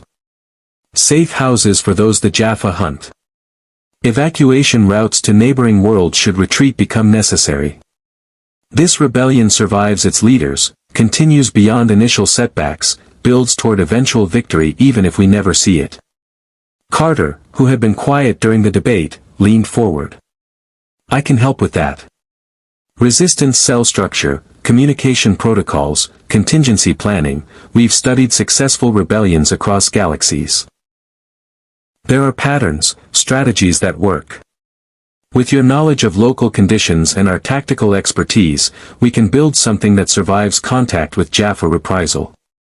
Over the next hours, they planned. Not a glorious uprising but a methodical campaign. Identifying Goa'uld vulnerabilities on this world, establishing safe houses in remote areas, creating communication networks using modified ancient communication devices the Takare could smuggle in, training multiple cells so no single capture could compromise the entire resistance. By the end of the second day, they had the skeleton of a plan that could survive and grow. It would take years, would cost lives, would require patience and courage in equal measure. But it was possible. Not guaranteed, but genuinely possible. On the third day, as their time on P7J 989 drew short, Eru gathered everyone, young and old, supporters and skeptics, in the village square at dawn. Nearly 200 people assembled, representing about half the village population. The others remained in their homes, unwilling to associate with potential rebellion even as witnesses. In a few hours, Eru said, his voice carrying without effort across the gathered crowd, my companions and I will return through the Stargate. We will not return for many months, perhaps years. You will face Kepri's next inspection alone, will navigate the early stages of resistance without our guidance, will make choices we cannot predict or control. He paused, letting that sink in. Before I go, I want to tell you a story from my own creation. Long ago, in the first age of my world, a man named Burin loved an elf woman named Luthian. To win her hand, he was tasked with an impossible quest. To steal a Silmaril, a sacred jewel, from the iron crown of Morgoth himself, the Dark Lord whose power dwarfed all others. Every rational mind said it was suicide. Every wise counselor advised surrender to reality. The crowd listened, rapt, as Eru continued. Burin went anyway. And through courage, fellowship, and the refusal to accept that power alone determined outcomes, he succeeded. He and Luthian infiltrated Morgotha's fortress, stole the jewel, escaped against impossible odds. They did not win alone, they had help, allies, even enemy wolves they turned to their cause. But the crucial element was their refusal to accept that Morgotha's power made his rule legitimate or permanent. Shira asked, did they live happily after? No, Eru said honestly. Burin died in a subsequent battle, fighting to defend the jewel. Luthian died of grief shortly after. But their sacrifice began a chain of events that eventually led to Morgotha's defeat, to the Silmaril becoming a star of hope for all free peoples, to their descendants playing crucial roles in the salvation of Middle-earth. They did not live to see the victory they made possible. But it came, in time, built on foundation they laid. He surveyed the crowd. I do not tell you this story to promise you happy endings. I tell it to illustrate that seemingly impossible challenges can be overcome through courage and fellowship, that sacrifice is not futile if it advances the cause of freedom, that power alone does not determine legitimacy of rule. His voice strengthened. Kepri is not Morgoth. His power is stolen, not innate. His control depends on your fear, not reality. And across the galaxy, the structures supporting false gods crumble as more people realize what you are beginning to understand. That no being deserves worship simply for possessing power to compel it. TLC stepped forward. The Free Jaffa Nation will remember P7J 989. When you light the fires of rebellion, we will see them. When you need allies, we will answer. You do not fight alone, even when it feels that way. Daniel added, the Tauri will do everything in our power to support you. It may not be enough. We cannot promise victory. But we promise you will not be forgotten, not be dismissed as irrelevant, not be left to suffer without witness. Carter finished, and the practical skills you've learned these 3 days, tactics, communication, technology, those belong to you now. Knowledge the Goa'uld cannot erase, cannot suppress, cannot kill. Every person you teach, every cell you establish, every small act of resistance, they accumulate. They matter.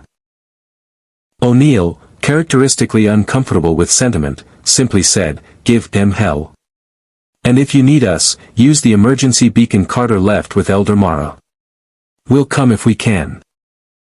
Eru raised his hands in a gesture that somehow encompassed blessing, farewell, and acknowledgement of shared struggle. You are worthy of freedom. Remember that when fear tells you to submit. You are children of your own choices, not Kepri's property. Remember that when false gods demand worship. And you are part of a galactic community fighting for the same truths, remember that when you feel alone.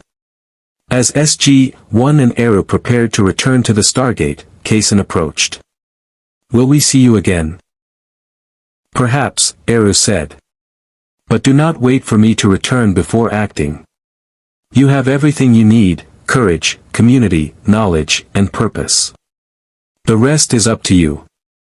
Shira stood beside Kaysen. We'll make you proud.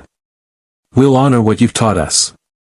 Honor it by surviving, Eru said gently. Honor it by building something that lasts beyond the first setback. Honor it by remembering that freedom is not a destination but a practice, something you must choose daily even when submission would be easier.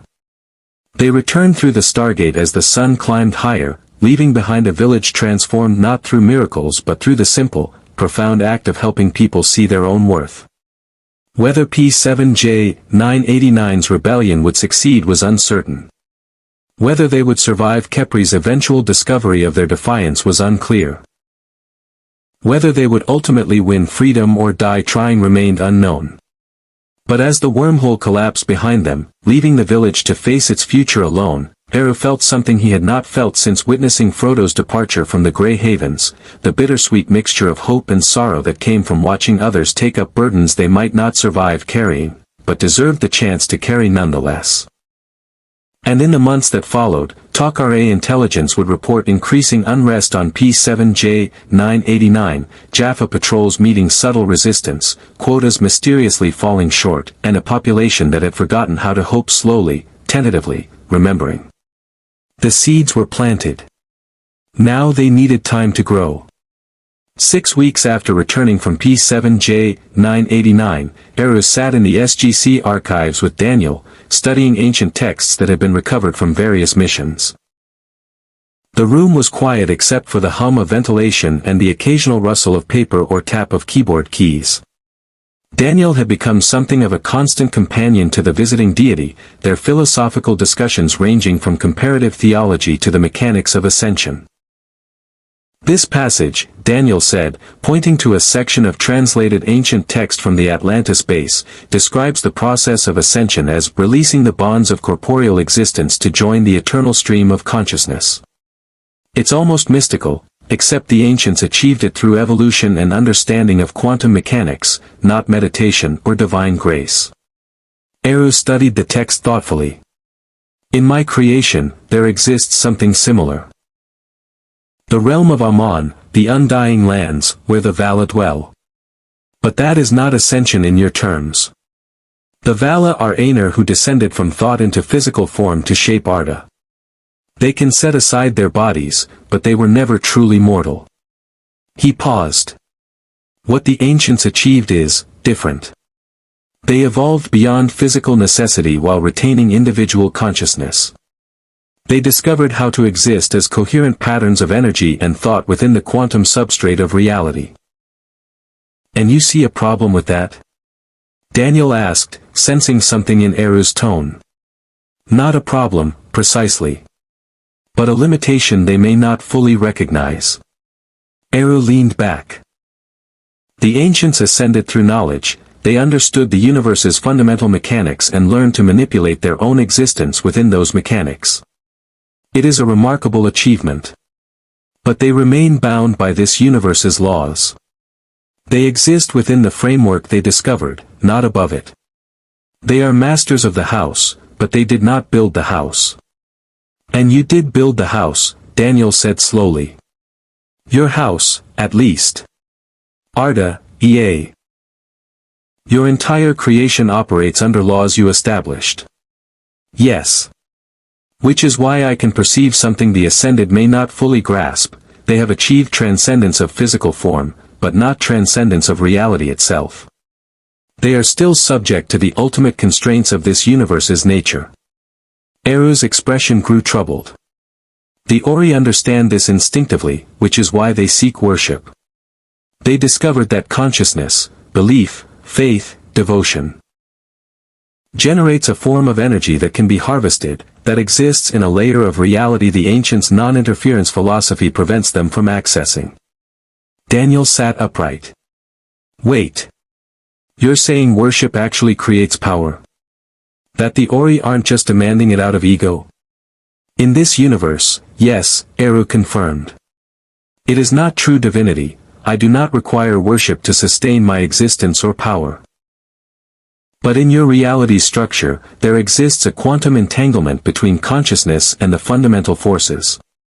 The Ori discovered how to convert directed consciousness, worship, prayer, devotion, into usable energy. It is, in essence, another form of zero-point energy extraction, but drawn from sentient minds rather than vacuum fluctuations. Carter, who had entered quietly during the conversation, froze. That's theoretically possible. You're describing consciousness as an energy source. In this universe, yes, Eru repeated. Your scientists already know that observation affects quantum states, that consciousness plays a role in collapsing probability waves. The Ori simply took that principle much further. They learned to harness directed collective consciousness as a power source. It is why they spread origin so aggressively, why they demand absolute devotion. Each convert becomes a living battery feeding their strength. Then how do we fight them? Daniel demanded. If worship literally gives them power, if converting populations makes them stronger. You fight them the same way you fight any tyrant extracting resources from enslaved populations, Eru said firmly. You free the populations. You break the chains that bind consciousness to their will. You teach people that directing their consciousness, their hopes, their devotion, their spiritual energy, should be a free choice, not compelled service. Carter was already calculating. If we could find a way to disrupt that connection, interfere with their ability to harvest worship energy, we might be able to level the playing field when they arrive. Perhaps, Eru said. But understand, the problem is not merely technological. You cannot simply jam their power collection like blocking a radio signal. The connection is quantum, based on genuine belief and devotion. To break it, you must offer people something more compelling than the Ori's promises, something that fills the void their faith would occupy. Truth, Daniel said quietly. If worship empowers them, and worship requires belief, then destroying belief in their divinity destroys their power source. Precisely, Eru agreed. But this is where my presence in your universe becomes valuable. When the Ori arrive claiming godhood, they will have genuine power to back their claims. Power that appears divine, that manifests in ways indistinguishable from miracles. Populations will see their priors perform wonders and believe. How do you counter that? By having an actual creator deity explain the difference between power and divinity, Carter said, understanding dawning. You can stand against them and demonstrate that power, even ascended power, doesn't equal true godhood. I can bear witness, Eru corrected. I can explain what true creation means, how the Ori are merely advanced beings rather than genuine creators. But I cannot force people to believe me over them. The Ori will have more obvious power, more impressive demonstrations, more immediate benefits to offer. He paused. But I can plant doubt. I can ask questions they cannot comfortably answer. I can demonstrate that even beings far more powerful than the Ori, such as myself in my own creation, do not demand worship, do not require devotion, do not base authority on force. An alarm suddenly blared through the facility, the distinctive pattern indicating unscheduled off-world activation. SG-1 and Eru hurried to the control room, where Hammond already stood watching the incoming wormhole with concern. "It's the emergency beacon from P7J-989, the technician reported. Signal is garbled, but it's definitely distress." On screen, Hammond ordered. The video feed was shaky, clearly recorded in haste. Shira's face appeared, dirt-smeared and terrified. "Tauri, if you receive this," Khepri came early. The inspection tour was moved up. "We tried to hide our preparations, but one of the elders panicked and confessed everything. The Jaffa have taken hostages, 23 people including Elder Mara. Khepri demands we produce the false prophet who corrupted us or watch them executed one by one. He's giving us 6 hours." The feed cut out. The gate room fell silent. O'Neill was the first to speak. "We go back. Now. We get those people out." "Colonel, we don't have authorization for a rescue mission," Hammond began. "We'd need to coordinate with the TOC-RA, arrange backup. General, those people are in danger because we went there and inspired them to resist." Daniel interrupted. "We have a moral obligation. We have obligations to Earth and to strategic considerations that don't include rushing into obvious traps," Hammond countered, though his expression showed he hated the words. "Khepri knows we were there. He's probably fortified the area around the gate, waiting for us to come through." Eru stood quietly, his expression terrible in its stillness. Finally, he spoke. "The beacon was directed at Tauri. But I am not Tauri. I am not bound by your chain of command, your strategic considerations, or your authorization requirements." "Eru, you can't just," Carter started. "I can," Eru said simply. "And I will. Khepri calls me false prophet who corrupted his slaves. Let us see how a false god reacts when a true creator comes to answer his challenge." "You said your power is limited here," TLC reminded him. "You cannot simply unmake Khepri with a thought." "No," Eru agreed. "But I can walk through that gate, stand before him, and refuse to let innocents die for the crime of listening to truth." His eyes, ancient and sorrowful, fixed on Hammond. "General, I understand your constraints. But I am not asking permission. I am informing you of my intention. Those people are hostages because they met me, listened to me, dared to believe the truth I spoke. I will not abandon them to torture and death while I remain safe." O'Neill stepped forward. "You go, we go. That's how this works." "Jack," Hammond started. "Sir, with respect, he's right. We inspired that rebellion. We can't just let them die because it's tactically inconvenient to save them." O'Neill's voice was firm. "We've bent regulations before for less important reasons. Those people believed us when we said they weren't alone." Hammond looked at each member of SG-1, saw the same determination in their faces. He sighed heavily. "You'll be walking into a fortified position with superior numbers and orbital support. Even if you extract the hostages, the villagers who remain will face retribution. Then we offer them evacuation," Daniel said. "The TOC-RA have safe worlds. We can relocate the entire population if necessary. That's 200 people through the gate while under fire from Jaffa and possible Hatak bombardment," Carter said, already calculating logistics. We'd need covering fire, defensible positions, and time we probably won't have. We'll make time, O'Neill said flatly. We've pulled off stupider rescue missions. Usually they even work. Eru placed a hand on O'Neill's shoulder.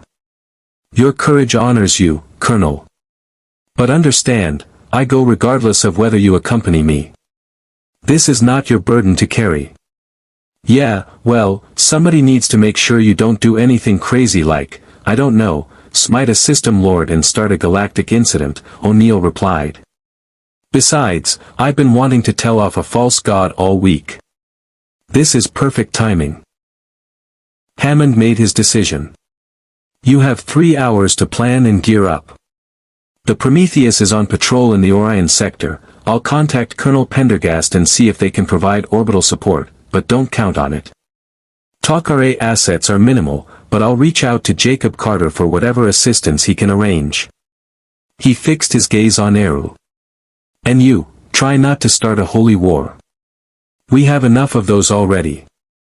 I make no promises regarding wars, Eru said quietly. But I promise that if innocents die today, it will not be because I valued my safety over their lives. 2 hours and 43 minutes later, SG-1 and Eru stood in the gate room, fully geared and loaded for combat.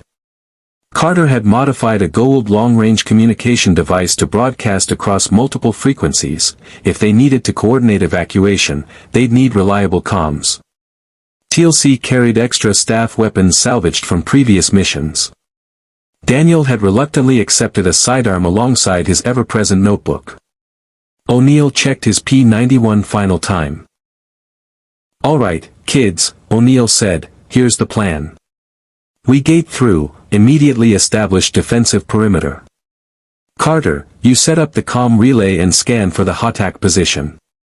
Daniel, you make contact with any villagers who aren't captured, coordinate evacuation routes.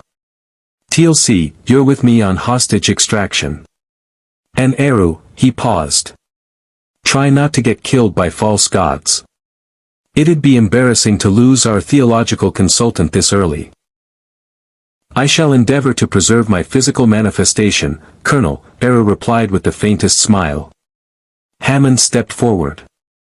SG-1, you are authorized to use any means necessary to extract those hostages and secure civilian evacuation. If you can avoid direct conflict with Khepri himself, do so, but protecting innocents takes priority over diplomatic considerations. You have 6 hours before we close the iris permanently and assume you've been compromised. Understood, sir, O'Neill confirmed. The Stargate activated, chevrons locking in sequence, the event horizon whooshing into stable existence. Beyond that shimmering barrier lay an ambush, superior forces, and a false god who had claimed divine authority for millennia. But beyond it also lay people who had dared to hope, who had believed in the worth of freedom, who deserved better than execution for the crime of listening to truth. For what it's worth, Eru said quietly as they prepared to step through, in all my ages of existence, I have found that courage displayed by those with everything to lose is far more precious than power wielded by those with nothing to fear. He looked at each member of SG-1 in turn. You honor your species, your world, and the cause of freedom itself. Whatever comes, remember that. Great, now he's getting inspirational before the suicide mission, O'Neill muttered. That's never a good sign. They stepped through the event horizon together, for humans and a creator deity from another reality, walking into probable death to honor promises made to people who had no claim on them except shared humanity and the simple moral imperative that those who inspire resistance must stand with those who answer the call. The wormhole swallowed them, carrying them across light years in an instant, depositing them on a world where false gods ruled and true divinity would be tested not through displays of power but through willingness to sacrifice for principles that mattered more than survival. Behind them, the event horizon collapsed. Ahead, Khepri waited. And on P7J-989, 23 hostages who had dared to dream of freedom watched the Stargate activate and felt something they had not felt since their capture. Hope. The first thing that greeted them through the event horizon was the distinctive crack of staff weapon fire. One dove for cover the instant they materialized, training taking over before conscious thought. Eru simply stood in the path of the incoming energy blasts, and something remarkable happened. The staff blasts curved around him, deflected by invisible force, dissipating harmlessly into the air. Jaffa! Kree, a commanding voice shouted, and the weapon's fire ceased immediately. O'Neill peered over the stone outcropping they'd taken cover behind. The Stargate platform was surrounded by at least 40 Jaffa in full armor, staff weapons leveled, forming a semicircle that left only one path forward, directly toward the village center, where a golden throne had been erected. On that throne sat a figure in ornate robes, his eyes glowing with the distinctive shine of a Goa'uld symbiote, an elaborate headdress in the shape of a scarab beetle adorning his head. Khepri. So, the false god's voice boomed, resonant with the layered tones of host and symbiote speaking simultaneously, the corruptor's return. How predictable. How disappointing. He gestured lazily, and Jaffa dragged forward the hostages, 23 villagers bound and forced to their knees in the dirt before the throne. Elder Mara was at the front, her face bloodied but defiant. Shira knelt beside her, tears streaming but eyes fierce. You claim to be divine, to speak truth beyond my authority, Khepri continued, his attention fixed on Eru. You poisoned my faithful subjects with lies about freedom and choice. You taught them to question the natural order ordained by the gods themselves. He stood, and power crackled around him, genuine power, channeled through the ribbon device on his hand. I am Khepri, lord of the sacred scarab, bringer of rebirth, master of the eternal cycle. I have ruled for 3,000 years. I have crushed 100 rebellions. I have destroyed worlds that defied me. His eyes blazed brighter. Who are you to challenge my dominion? Eru walked forward calmly, stepping past O'Neill's position. I am Eru Ilúvatar, creator of the world called Arda in a reality beyond this one.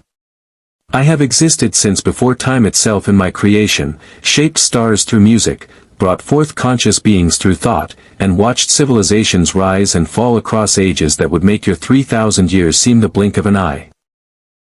He stopped at the edge of the platform, still several dozen feet from Khepri but close enough to be heard clearly without raising his voice. And I tell you plainly, you are no god. You are a parasite wearing stolen technology, claiming divinity you have not earned, demanding worship through fear because you cannot inspire it through love. The Jaffa shifted uncomfortably at such open blasphemy. Several tightened their grips on weapons, waiting for their god to strike down this impudent false prophet. Khepri laughed, the sound echoing across the village square. Bold words for one who stands surrounded by my warriors, facing my power, knowing I could order your death with a gesture. He raised the ribbon device. Let me demonstrate the difference between us, false prophet. Let me show these misguided fools what happens when delusions of equality meet divine reality. Energy gathered around Khepri's hand, the ribbon device glowing with accumulated power. He thrust his palm forward, unleashing a blast that would have reduced a stone wall to rubble, that had killed hundreds who dared oppose him over millennia. Eru raised one hand almost casually, and the energy simply stopped. Not deflected, not absorbed, it ceased to exist the moment it touched an invisible boundary around him, collapsing back into random thermal radiation that dissipated harmlessly. Your ribbon device channels Naquata-enhanced neural energy through crystalline matrices to manipulate electromagnetic and gravitational forces, Eru said calmly. It is an impressive tool, built by beings called the Ancients who achieved wonders through understanding this universe's fundamental principles. But it is a tool, Khepri. A device you did not create, operating on principles you do not fully understand, powered by your host's neural patterns filtered through a parasitic symbiote. He lowered his hand. You wield technology. I perceive reality itself. These are not equivalent. Khepri's expression shifted from confidence to uncertainty to rage in rapid succession. Kill him, he commanded. Kill all of them. Jaffa. Kree. 40 staff weapons fired simultaneously. And TLC's voice rang out across the square, speaking in perfect Goa'uld, carrying authority earned through a century of service before his betrayal. Jaffa. Hold. Incredibly, impossibly, the warriors hesitated. TLC stepped fully into view, his forehead tattoo visible, his bearing that of a first prime despite his lack of symbiote. I am TLC of Chulak, once first prime to Apophis, who stood in service to false gods for 100 years before I learned the truth these people now know. His voice carried across the assembled Jaffa. I have seen system lords fall. I have witnessed Hotaks destroyed by Tauri vessels. I have watched the foundations of Goa'uld power crumble as more Jaffa wake to truth. We are not blessed by gods, we are enslaved by parasites. Our strength comes not from divine favor but from genetic manipulation. Our purpose is not sacred duty but forced servitude. Shol Va, one of the Jaffa spat. Traitor to your god. Traitor to a false god, TLC corrected. Free man serving truth. And I see in your eyes, warrior, in all your eyes. The same doubts I carried for years before I found courage to act on them. You have witnessed Khepri's cruelty. You have questioned why gods require such fear to maintain authority. You have wondered if there might be another path. The Jaffa holding the hostages shifted uncertainly. One, a younger warrior with fresh scarring on his forehead, spoke hesitantly. If the gods are false, if we have been deceived, what becomes of us? We carry their young in our bodies. Without symbiotes, we die. There are alternatives, Carter called out, stepping forward with her hands raised peacefully. A drug called tretinin can replace symbiote function. The Jaffa rebellion grows stronger daily, supported by the Tauri and Takare. You don't have to die with the lies you've been forced to serve. Khepri snarled, his composure cracking. Enough of this. You poison my Jaffa with your lies, corrupt my subjects with delusions of freedom. He turned to his warriors. You are my hands, my strength, my will made manifest. These rebels speak treason. These hostages harbor traitors. Kill them all, or I will strip you of your symbiotes and watch you die in agony. And there it was. The fundamental mistake every tyrant eventually made. Faced with defiance, with questions he couldn't answer and truths he couldn't deny, Khepri resorted to the only currency false gods understood, naked threat, raw force, terror as governance. The young Jaffa who had spoken looked at the hostages kneeling in the dirt, farmers and craftsmen, elderly and young, people who had committed no crime except daring to believe they deserved freedom. He looked at TLC, at SG-1, at Eru standing calm and unafraid before a false god's fury. And he looked at Khepri, seeing perhaps for the first time not divine authority but desperate tyranny. No, the young Jaffa said quietly. Khepri spun toward him. What did you say? I said no, my lord. The warrior's voice grew stronger. I will not execute innocence for the crime of seeking freedom. I will not kill to preserve lies I no longer believe. You dare. Khepri began, raising the ribbon device toward his own warrior. TLC moved with the speed of a century's combat experience, hurling his staff weapon like a spear. It struck Khepri's ribbon device dead center, shattering the crystalline matrix, the energy feedback throwing the false god backward off his throne. Chaos erupted. Half the Jaffa immediately moved to defend Khepri. The other half hesitated, frozen between trained obedience and growing doubt. The hostages scrambled away from the crossfire. SG-1 opened up with covering fire, their P-90s chattering in controlled bursts that targeted Jaffa still loyal to Khepri while carefully avoiding those who had hesitated. Daniel ran toward the hostages, shouting for them to reach the Stargate. Carter activated the comm relay, broadcasting evacuation coordinates and calling for the Prometheus. O'Neill laid down suppressing fire while TLC engaged in brutal hand-to-hand combat with a Jaffa warrior twice his size. And Eru walked calmly through the firefight toward Khepri. Staff blasts curved around him. Explosions failed to touch him. Jaffa, who tried to block his path, found themselves gently but irresistibly moved aside, not through force but through simple impossibility. Where Eru intended to walk, he walked, and reality bent to accommodate his passage. Khepri scrambled to his feet, his elaborate headdress askew, his robes torn, his host's face contorted with the symbiote's rage. You cannot. I am a god. I have ruled for millennia. You cannot simply walk. I can, Eru said simply, now standing directly before the false god. Because you are not divine, Khepri. You are merely old, cruel, and possessed of technology you did not earn. You confused longevity with worth, power with authority, fear with respect. His voice, though not raised, somehow cut through the chaos of battle. I have witnessed true evil in my own creation. Morgoth, who possessed power that would make you and all the system lords combined seem insignificant. Yet even he fell, eventually, because power built on cruelty and fear is inherently unstable. It requires constant maintenance, endless suppression, perpetual terror to sustain. My Jaffa will kill you. Khepri spat. My Hatak will glass this world. Your Jaffa are deserting even as we speak, Eru interrupted, gesturing toward the battlefield. Indeed, nearly 2/3 of the warriors had ceased fighting, had lowered their weapons, were watching their god reduced to a pathetic, ranting parasite. Your Hatak orbits far enough away that it will take minutes to achieve firing position, minutes you do not have. And your claims of divinity ring hollow now that these people have seen true divine presence and recognize the difference between power and genuine authority.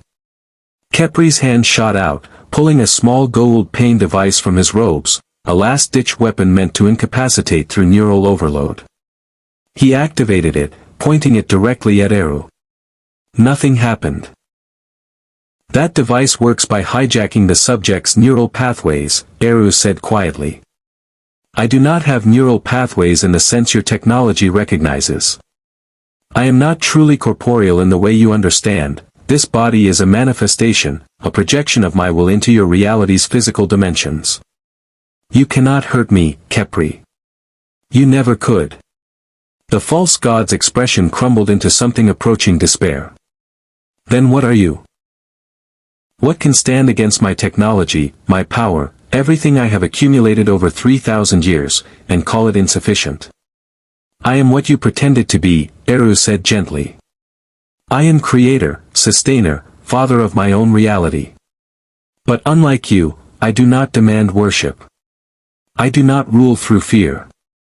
I offer my children free will and accept that sometimes they will choose paths I would not choose for them, because choice without consequence is not genuine freedom. He paused. You could have been different, Khepri. The symbiote gave you longevity, knowledge, opportunity to guide rather than dominate. You could have used 3,000 years to nurture rather than exploit, to inspire rather than terrorize. That you chose otherwise is your tragedy, not your triumph. Behind them, the battle was ending. The majority of Jaffa had defected, were helping evacuate villagers through the Stargate. The few still loyal to Khepri had been disarmed by O'Neill and TLC. The hostages were free, rushing toward the gate with Daniel guiding them. Khepri looked around at his crumbling authority, his deserting warriors, his liberated slaves. You have destroyed everything I built. No, Eru corrected. I merely showed your subjects the truth. They destroyed your false authority by recognizing it was always false.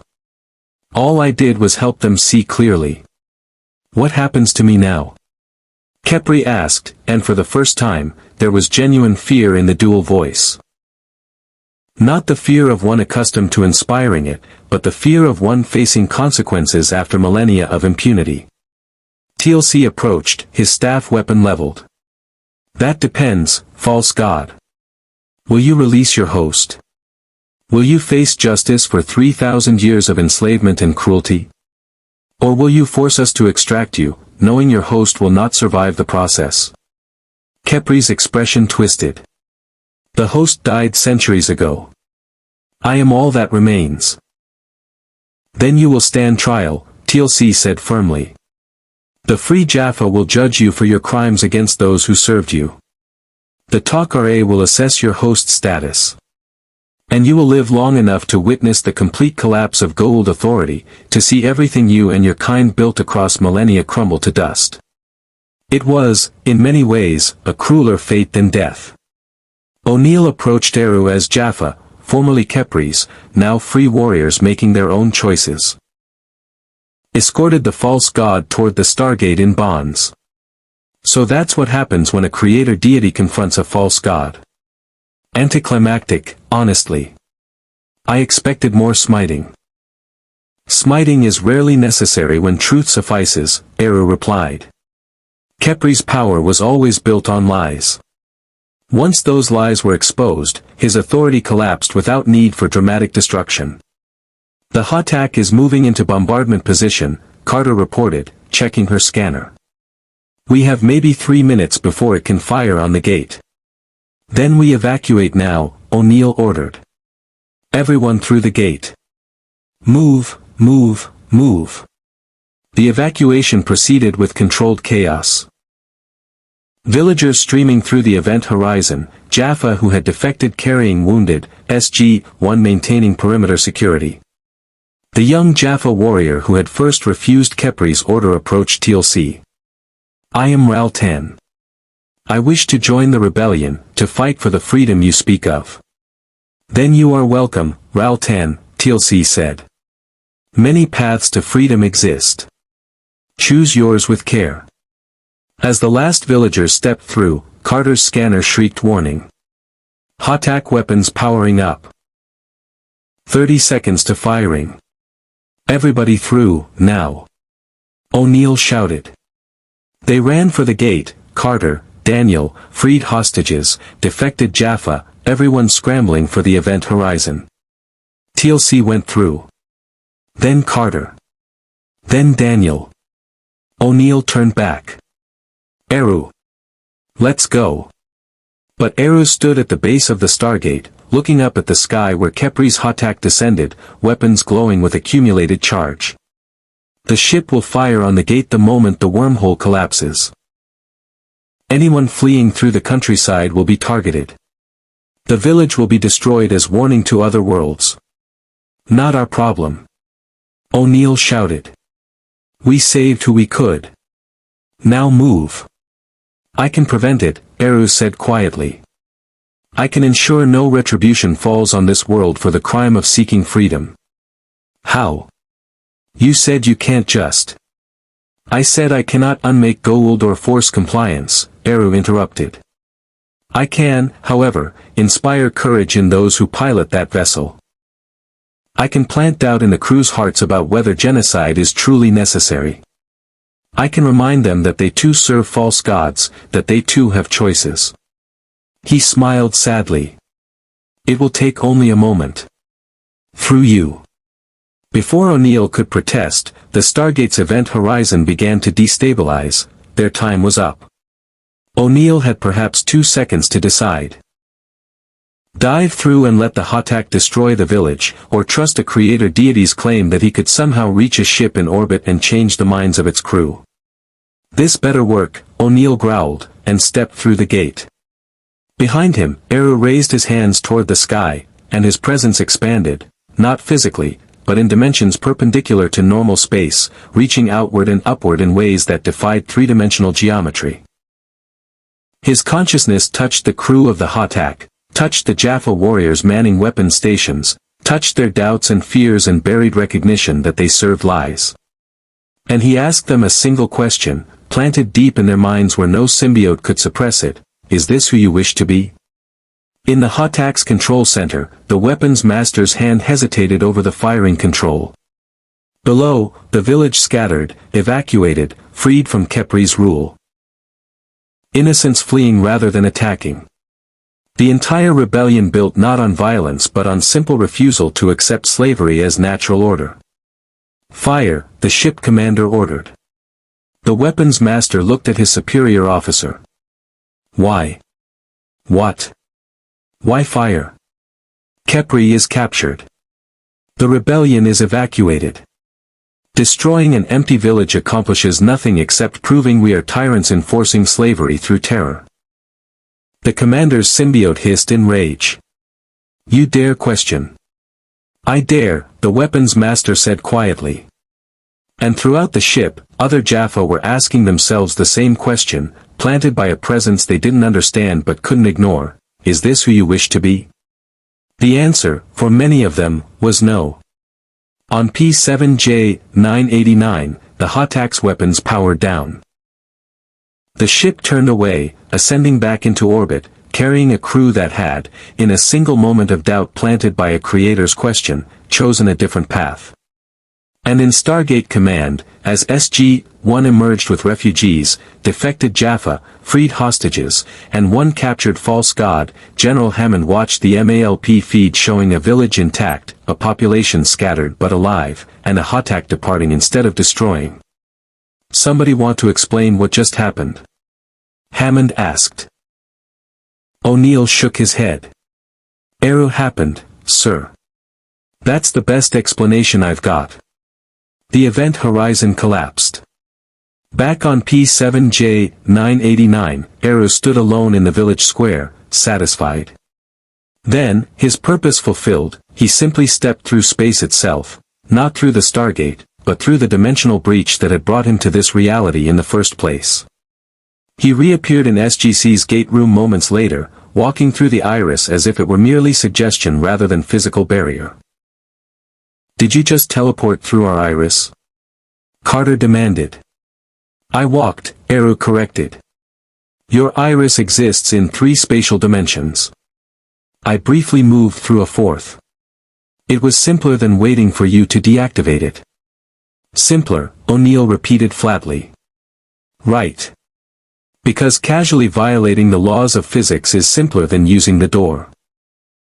But as they left the gate room, escorting refugees to temporary quarters and Kepri to a holding cell that would contain him until Tok-Ra arrived for transfer to the Free Jaffa's custody, the reality of what had been accomplished settled over them. They had freed a world. Inspired Jaffa rebellion. Captured a system lord. Demonstrated that false gods could be confronted and their power broken not through superior weapons but through simple exposition of truth. And a creator deity from another reality had shown them something remarkable, that power, however vast, could not stand against the simple human refusal to accept slavery as inevitable. It was a lesson they would need desperately in the months ahead. Because the Ori were coming. And when they arrived, the battle between false divinity and true courage would be waged on a scale that would determine the fate of entire galaxies.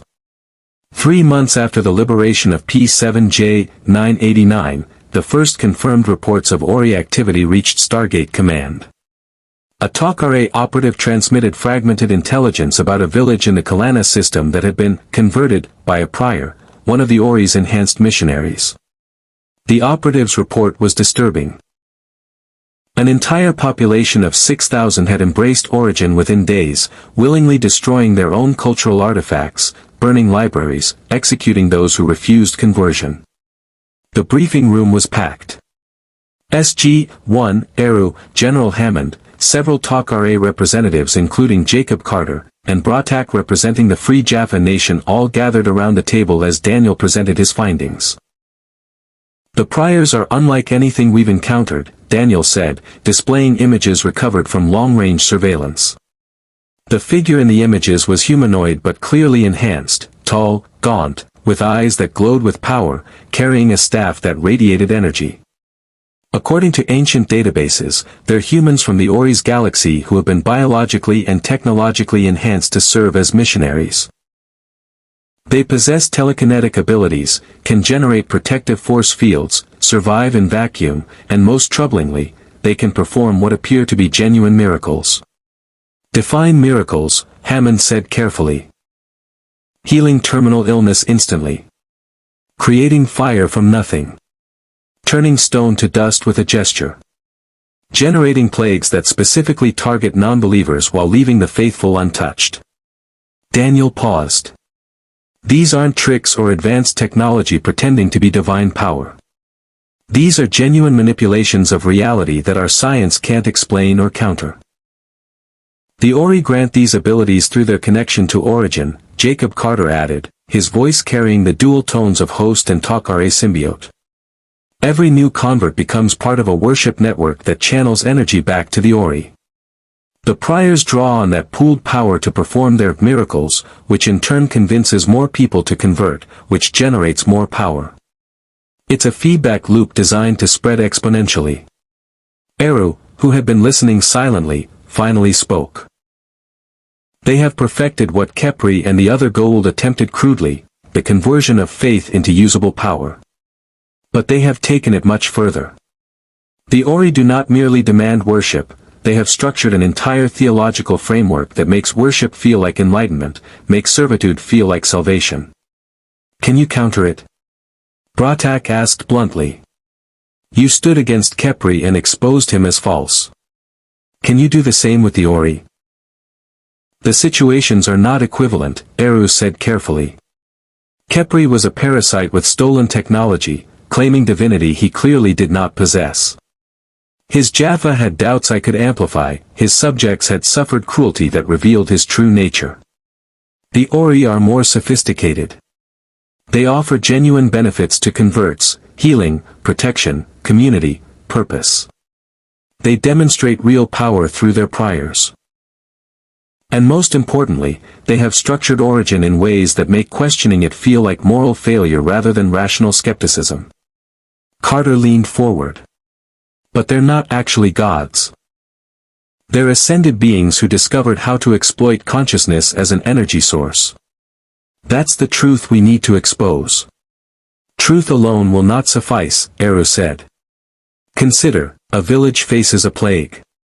A prior arrives, offers conversion to origin, and the plague disappears. The villagers' children who were dying are now healthy. From their perspective, what does it matter if the prior's power comes from ascension and worship energy rather than true divinity? Their children live. That is the reality they care about. So we're supposed to just let them spread their poison? O'Neill demanded. Let them convert galaxy after galaxy because they can cure diseases we can't. I did not say that, Eru replied. I said truth alone is insufficient. We must offer something that meets the same needs origin meets, community, purpose, protection, hope, while preserving freedom of choice. We must demonstrate that genuine strength comes from unity freely chosen, not worship compelled through fear of eternal damnation. TLC, who had been uncharacteristically quiet, spoke up. The Ori promise ascension to the faithful. They claim those who follow origin will transcend physical existence and join them in enlightenment. This is powerful motivation, more powerful than freedom if freedom means struggling alone while believers achieve transcendence. Except it's a lie, Daniel said. According to the ancient databases, the Ori don't allow their followers to ascend. They consume the energy generated by worship before it can elevate anyone. Origin promises transcendence but delivers only eternal servitude. Can you prove that? Jacob asked. Can you demonstrate to a potential convert that they're being deceived about their ultimate reward? Daniel hesitated. Not directly. The ancients believe it based on their understanding of ascension mechanics, but we don't have concrete evidence we could show to skeptics. Then we have truth without proof against lies backed by miracles, Bratak said grimly. This is a war we may not win through conventional means. Hammond cleared his throat. Eru, you've been holding something back. I can see it in your expression. What aren't you telling us? Eru was silent for a long moment before responding. I can confront the Ori directly. When a prior manifests to convert a population, I can appear and challenge their claims of divinity. I can demonstrate that I am a genuine creator from another reality, that I possess understanding of true divinity the Ori lack, that their power, while real, does not constitute legitimate authority. He paused. But doing so presents problems. What kind of problems? Carter asked. Theological ones, Eru said. If I present myself as an alternative deity, even to expose the Ori's falsehood, I risk creating my own worship cult, my own origin. I refuse to accept worship, but humans in desperate circumstances often worship what protects them regardless of that protection's wishes. I could undermine the Ori's authority only to replace it with my own, which accomplishes nothing except trading one form of submission for another. So what do you propose? O'Neill asked. I propose we think differently about this challenge, Eru said. The Ori spread through priors who travel world to world performing miracles and demanding conversion. What if we had our own missionaries? Not offering competing religion, but offering truth, community support, and practical assistance to populations the Ori target? Daniel's eyes lit up. Teams that arrive before the priors. That establish relationships with populations, provide medical aid, technology sharing, defensive training, show them they don't need to convert to origin to receive help and protection. Exactly, Eru confirmed. The Takare have intelligence about which systems the Ori are likely to target based on Stargate proximity to their galaxy. We could prioritize those worlds, establish presence, build genuine relationships rather than demanding immediate conversion. When the priors arrive promising miracles in exchange for worship, the populations would have alternative example, allies who offer assistance without demanding servitude. That would require resources we don't have, Hammond said. SG teams are already stretched thin. We're fighting Goa'uld remnants, supporting the Free Jaffa Nation, maintaining the Atlantis expedition.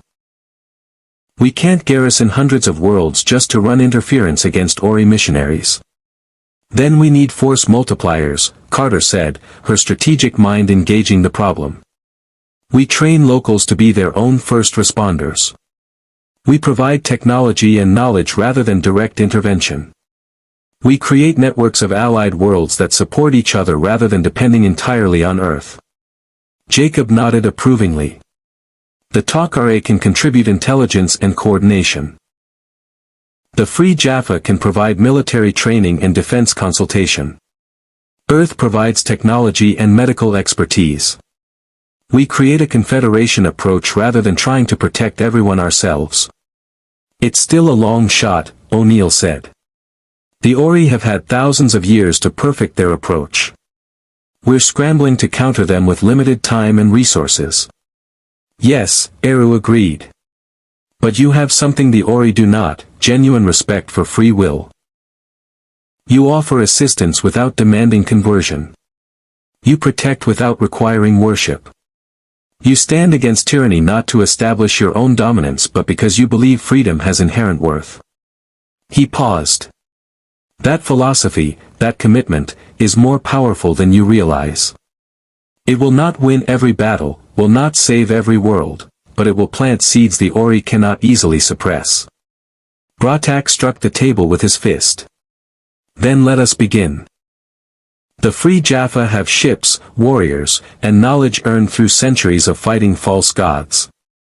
We will stand with the Tauri in this struggle. Jacob added, the Takare will coordinate intelligence sharing and provide cloak transportation for rapid response teams. We may be few, but we're positioned throughout the galaxy. Hammond looked at each person around the table. Allies from different species and factions, united by shared commitment to opposing tyranny regardless of its theological trappings. All right. We implement a modified plan. SG teams prioritize establishing relationships with worlds in the Ori's projected expansion path. We share technology, carefully, and provide training in self-defense and cultural preservation. When priors arrive, these worlds will have alternatives to immediate conversion. He turned to Eru. And you? When direct confrontation becomes necessary, when a prior needs to be challenged, you'll be our theological counter. You'll demonstrate that power doesn't equal authority, that miracles don't prove legitimacy, that genuine divinity doesn't demand worship through threat of eternal damnation. I accept this role, Eru said. But understand, I will not perform miracles to compete with theirs. I will not dazzle populations with displays of power. I will teach, question, challenge their claims through logic and through witness of what true creation means. If populations choose origin despite my testimony, I will respect that choice even as I grieve it. Hopefully it won't come to that, Daniel said. Hopefully we can build enough resistance that the Ori's expansion stalls before it really begins. Hope is valuable, Eru said gently. But prepare for the reality that many worlds will fall to origin regardless of our efforts. The Ori are patient, powerful, and have perfected their approach over millennia. We are improvising resistance with limited resources. He met each person's gaze in turn. But we resist nonetheless. Because some struggles must be fought even when victory is uncertain, because freedom has worth beyond strategic calculation, because opposing tyranny, even cosmic tyranny backed by genuine power, is the right action regardless of outcome. 2 weeks later, SG-1 and Eru stepped through the Stargate onto P8X-412, a world that Takara intelligence suggested would be among the first targeted by Ori expansion. The planet was home to about 15,000 humans living in a medieval-level agrarian society, completely unaware of the galactic conflict approaching them. Daniel had spent the past week studying their culture, language, and social structure. They're polytheistic, worship local nature spirits and ancestor figures. No strong central religious authority, which means they're more vulnerable to Origin's unified theological message but also more likely to accept alternative viewpoints. The village elder, a woman named Kasha, received them with cautious hospitality. Travelers through the ring of the ancestors are rare, she said, studying their mixed group with shrewd eyes. You carry weapons but approach with open hands. You dress strangely but speak our tongue. What brings you to our humble world? Warning and friendship, Daniel said carefully. We come from a world called Earth, far through the ring.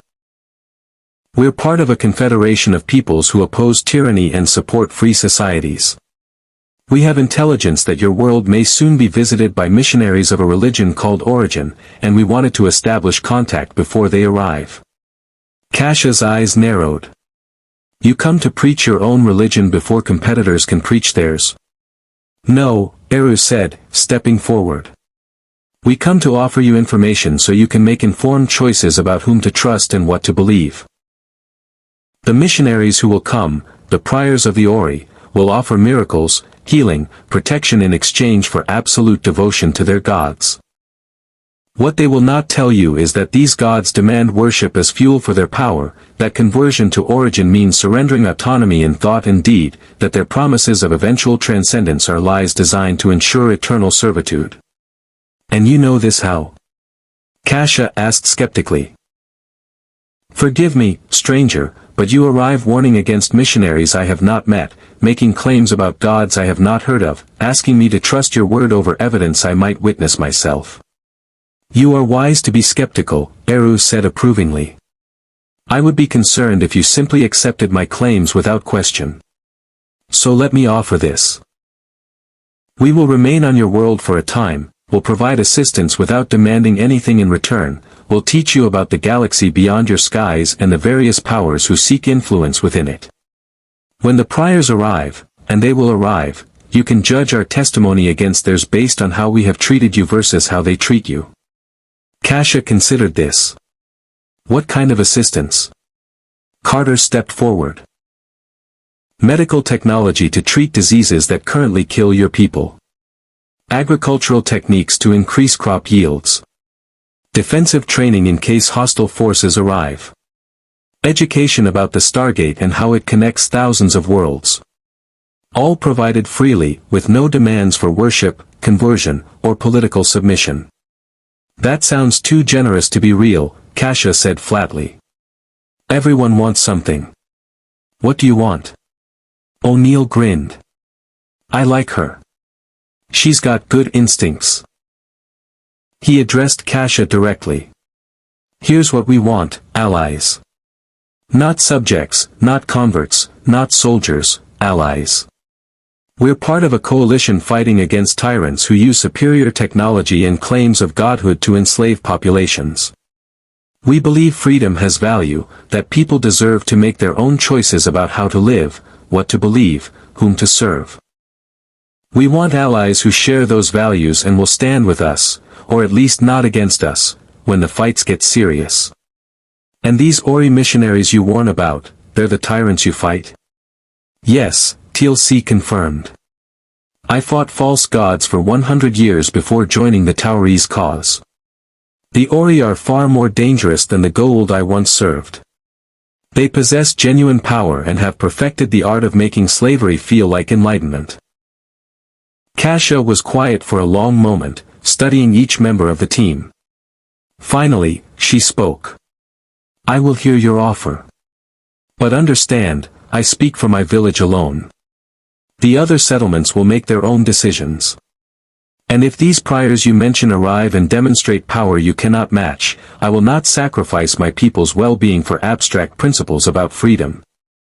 We would not ask you to, Eru said gently. We ask only that you consider carefully what freedom means and what it's worth before surrendering it. Some things, once given away, cannot be easily reclaimed. Over the following days, SG-1 worked tirelessly. Carter introduced water purification technology and basic antibiotics. Daniel taught history of the galaxy and the various powers that move through it. TLC provided defensive training against potential threats. O'Neill, in his own way, built rapport through shared meals and terrible jokes that somehow transcended language barriers. And Eru taught philosophy. He gathered the village's intellectuals, teachers, and curious minds in the evenings, discussing the nature of divinity, the difference between power and authority, the importance of maintaining autonomy even when tempting to surrender it for security. The gods you currently worship, Eru said one evening, ask nothing of you except respect for the natural world and honor for your ancestors. They do not demand conversion, do not threaten eternal punishment for questioning them, do not insist on absolute obedience. Have you considered why? A young scholar named Petrus answered thoughtfully. Because they are not real gods. Just stories we tell to explain seasons and fortune. Perhaps, Eru said. Or perhaps because genuine divinity, if such exists, does not need to demand worship. Consider, if a being is truly all-powerful, truly worthy of reverence, truly beneficial to those under its care, would it need to threaten eternal suffering to compel devotion? Would it need to perform miracles to prove legitimacy? Or would its nature be self-evident to those with eyes to see? An elderly woman spoke up. You speak as if you know gods personally. How can a mortal make such claims? Eru smiled gently. I am not mortal, grandmother. I am Eru Ilúvatar, creator of a reality called Arda far beyond your universe's boundaries. I shaped that world through music and thought, brought forth conscious beings to inhabit it, and gave them the most precious gift I could offer. The freedom to choose their own paths, even when those choices led to suffering. I do not claim divinity in your reality, I am a visitor here, operating under laws I did not establish, but I have witnessed what true creation means, what genuine divine care entails. The group fell silent, studying him with new intensity. Finally, Kasha, who had been listening from the back, spoke. If you are what you claim, prove it. Show us power that demonstrates your divine nature. No, Eru said simply. I will not dazzle you with displays of power to compel belief. That is precisely what the Ori do, they demonstrate miracles to overwhelm skepticism, to make questioning feel foolish, to replace rational assessment with awe. I respect you too much to manipulate you that way. Then how do we know you speak truth? Petrus asked. You don't, Eru admitted. You must evaluate my words against your own experience, must consider whether what I teach makes sense, must wait to see if my actions match my philosophy. Truth does not require miracles to validate it. Truth stands on its own merits, waiting patiently for recognition.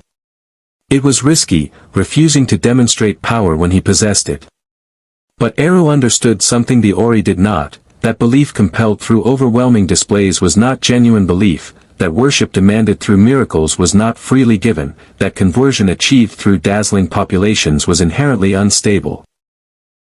2 weeks after their arrival, as SG-1 prepared to depart and leave behind communication devices and promises of ongoing support, the first signs appeared in the sky, energy patterns the ancients' long-range sensors recognized immediately.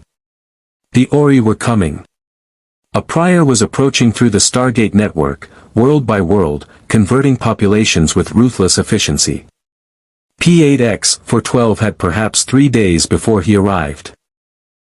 And when he did, the population would face a choice that would determine not just their future, but whether the approach Eru and SG-1 had pioneered could actually work against the most sophisticated religious tyranny the galaxy had ever faced.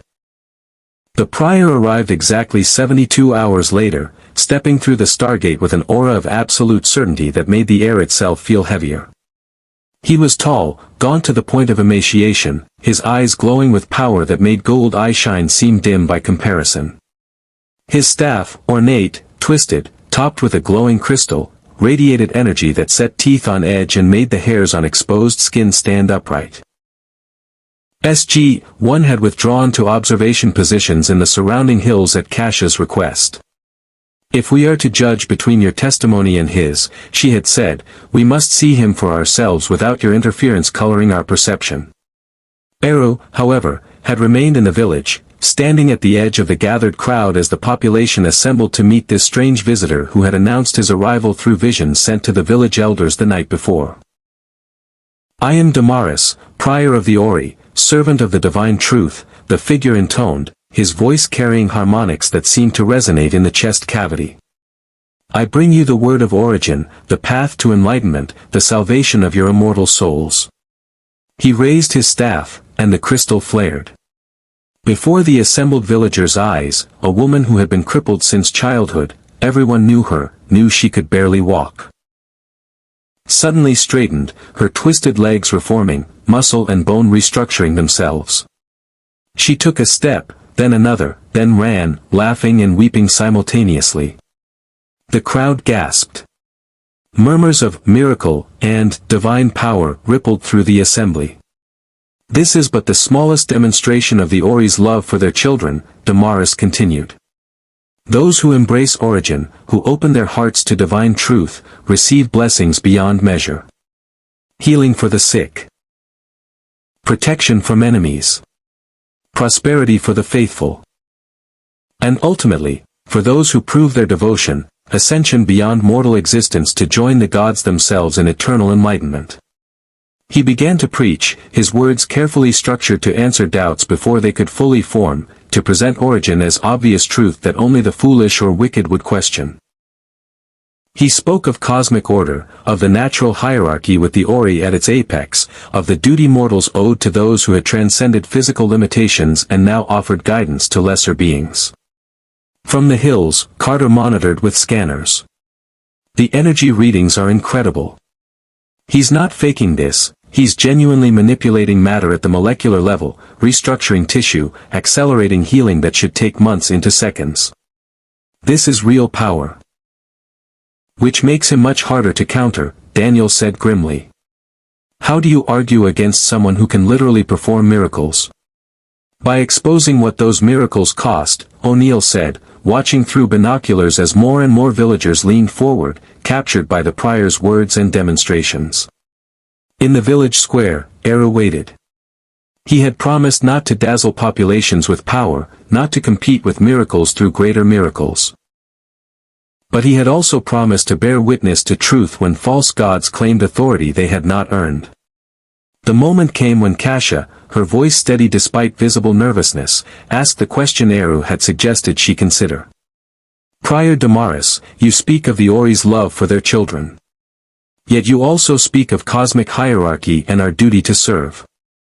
Does genuine love demand service, or does it offer service freely?" Damaris turned his glowing eyes toward her, and for a moment, Kasha visibly struggled against the weight of that gaze, not physical force, but sheer presence that seemed to suggest questioning was itself evidence of moral deficiency. "The Ori are gods," Damaris said, his tone suggesting this explained everything. "Just as children owe duty to parents, as students owe respect to teachers, as subjects owe fealty to rightful kings, mortals owe worship to those who created them, sustain them, and guide them toward enlightenment. This is not burden but privilege. Service to the divine is how mortals transcend their base nature and achieve meaning. But we were not created by the Ori, Eru said quietly, stepping forward from the crowd's edge. Every eye turned toward him. Damaris's glowing gaze fixed on this challenger with intensity that would have reduced most beings to terrified silence. "Who are you to speak against divine truth?" the prior demanded. "I am Eru Ilúvatar, creator of the reality called Arda, visitor to this universe from realms beyond your comprehension." Eru's voice carried no force, no compulsion, yet somehow cut through the prior's presence without being overwhelmed. "And I tell you plainly, your Ori did not create this galaxy's humans. They did not shape this universe. They are ascended beings who discovered how to manipulate reality's fundamental forces, nothing more. They claim divinity they have not earned." "Blasphemy," Damaris hissed. "The Ori are gods, ascended beyond mortal comprehension, possessing power that—" "Power does not equal divinity," Eru interrupted gently. "I possess far greater power in my own creation than the Ori wield in this one. I can shape reality through thought, create conscious beings through will, establish physical laws through musical harmony. Yet I do not demand worship. I do not threaten eternal suffering for those who question me. I do not base my authority on fear and compelled devotion. Why do the Ori require what genuine divinity does not need?" The crowd shifted uncomfortably, sensing the fundamental challenge being posed. Damaris's staff blazed brighter. "You dare compare yourself to the Ori? You dare suggest?" "I suggest nothing," Eru said calmly. "I state facts. The Ori are ascended beings from another galaxy who have discovered how to convert worship into energy they can manipulate. This is sophisticated technology and evolutionary achievement, but it is not creation, not genuine divinity, not legitimate claim to worship. They offer miracles in exchange for devotion, but those miracles come at cost you do not see until too late." "What cost?" Kasha asked, her voice finding strength in Eru's calm certainty.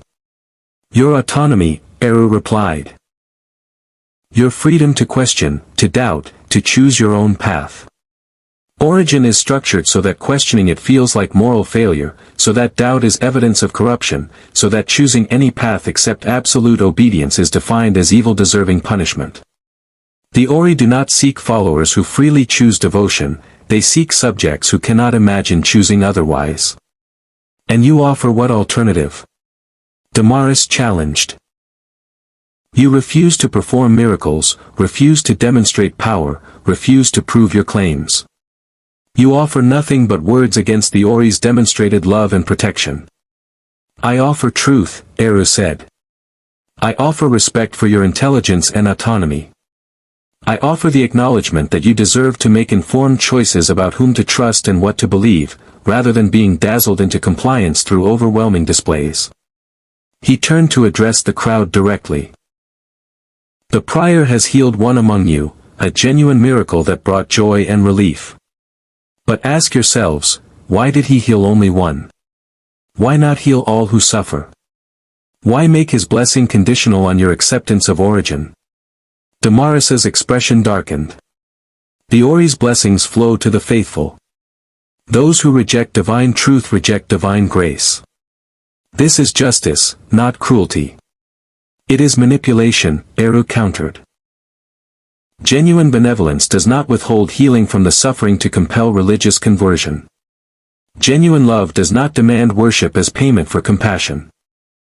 The Ori structure their interventions to demonstrate that they could help everyone but choose to help only the obedient. This is how tyrants operate, not how caring deities behave." The crowd murmured, some nodding, others frowning, still others looking between the prior and Eru with growing confusion.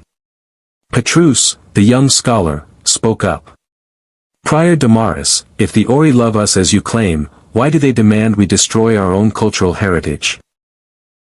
Your Book of Origin requires converts to burn libraries, erase history that contradicts your teachings, execute those who refuse conversion. How is this love? Hallowed are the Ori," Damaris intoned, and there was edge to his voice now. "The path to enlightenment requires purification from false beliefs, cleansing from corrupted history, liberation from lies that bind you to ignorance. What you call cultural heritage is chains preventing your transcendence. The Ori offer freedom from delusion. They offer freedom from choice, Eru corrected. There is difference, Prior Damaris. You know this, though you dare not acknowledge it. You were once human yourself, enhanced, elevated, given power beyond imagining in exchange for absolute obedience to the Ori's will. You serve them not because you freely choose but because they have structured your existence so that serving them is the only option you can perceive. You are victim as much as missionary. For just a moment, a flickering instant, something crossed Damaris's face that might have been anguish, might have been recognition, might have been the echo of the human he had been before enhancement and indoctrination had remade him into the Ori's instrument. Then it was gone, buried under layers of certainty and power. I am blessed beyond measure, Damaris said, but his voice carried slight tremor. I serve the gods willingly, joyfully, knowing that my reward will be ascension to join them in. They will never allow you to ascend, Eru said gently. That is the lie at Origin's heart, Prior. The Ori promise eventual transcendence to the faithful, but they consume the energy worship generates before it can elevate anyone. You will serve them until your enhancement fails and your body gives out, and you will die having never achieved the ascension they dangle before you as ultimate reward. I grieve for you, Damaris. You are trapped in service to false gods who have convinced you that your slavery is privilege. The Prior's staff blazed with fury, power crackling around him. You speak lies. The Ori are divine. Origin is truth. Those who oppose it deserve only what? Eru challenged. Destruction. Death. Eternal suffering. Is that what loving gods threaten those who question them? The raw honesty of the question hung in the air like accusation. Damaris raised his staff, and for a moment it seemed he might strike Eru down. Demonstrate power through violence, prove authority through force, end this challenge the way the Ori had always ended challenges. But Eru simply stood there, calm and unafraid, waiting to see what the Prior would choose. And in that moment, the assembled villagers saw something crucial. Eru faced potential obliteration without flinching, without threatening retaliation, without demanding they intervene on his behalf. He was willing to die for truth rather than compel belief through fear. It was the exact opposite of everything the Prior represented. Damaris lowered his staff slightly, recognizing that destroying Eru would prove Eru's point more effectively than any words could. I will give you 3 days, he said finally. 3 days to renounce your blasphemy, to embrace Origin, to acknowledge the Ori's divine authority. After that, those who refuse conversion will face consequences appropriate to their obstinacy. Consequences meaning plague, famine, death. Eru asked quietly. Consequences meaning justice, Damaris replied coldly. The Ori do not force belief, they simply do not protect those who reject protection. If plague comes to the unfaithful while the faithful remain healthy, this is natural result of choices made. It is punishment masked as consequence, Eru countered. It is violence dressed in theological justification. And it proves my point, your Ori rule through fear, not love. They offer choice between submission and suffering, then call that freedom. Damaris turned to the crowd. You have heard both testimonies. You have witnessed my miracles. You have seen his refusal to demonstrate power. Choose wisely, for your souls hang in balance. Origin offers salvation. This blasphemer offers only doubt and eventual destruction. He departed through the Stargate, leaving the village in turmoil. That night, Kasha convened the village council in emergency session. SG-1 and Eru attended, along with representatives from surrounding settlements who had witnessed the confrontation. We face impossible choice, Kasha said bluntly. Accept Origin and preserve our lives at cost of autonomy, or refuse and risk plague, death, destruction of everything we've built. How do we weigh survival against freedom when survival is uncertain and freedom offers no guarantee of protection? The Takare can evacuate willing populations, Jacob offered via holographic communication from a cloaked ship in orbit. We have refugee worlds where you could resettle beyond Ori reach. And abandon our homes, our lands, everything our ancestors built, an elder protested. That is surrender.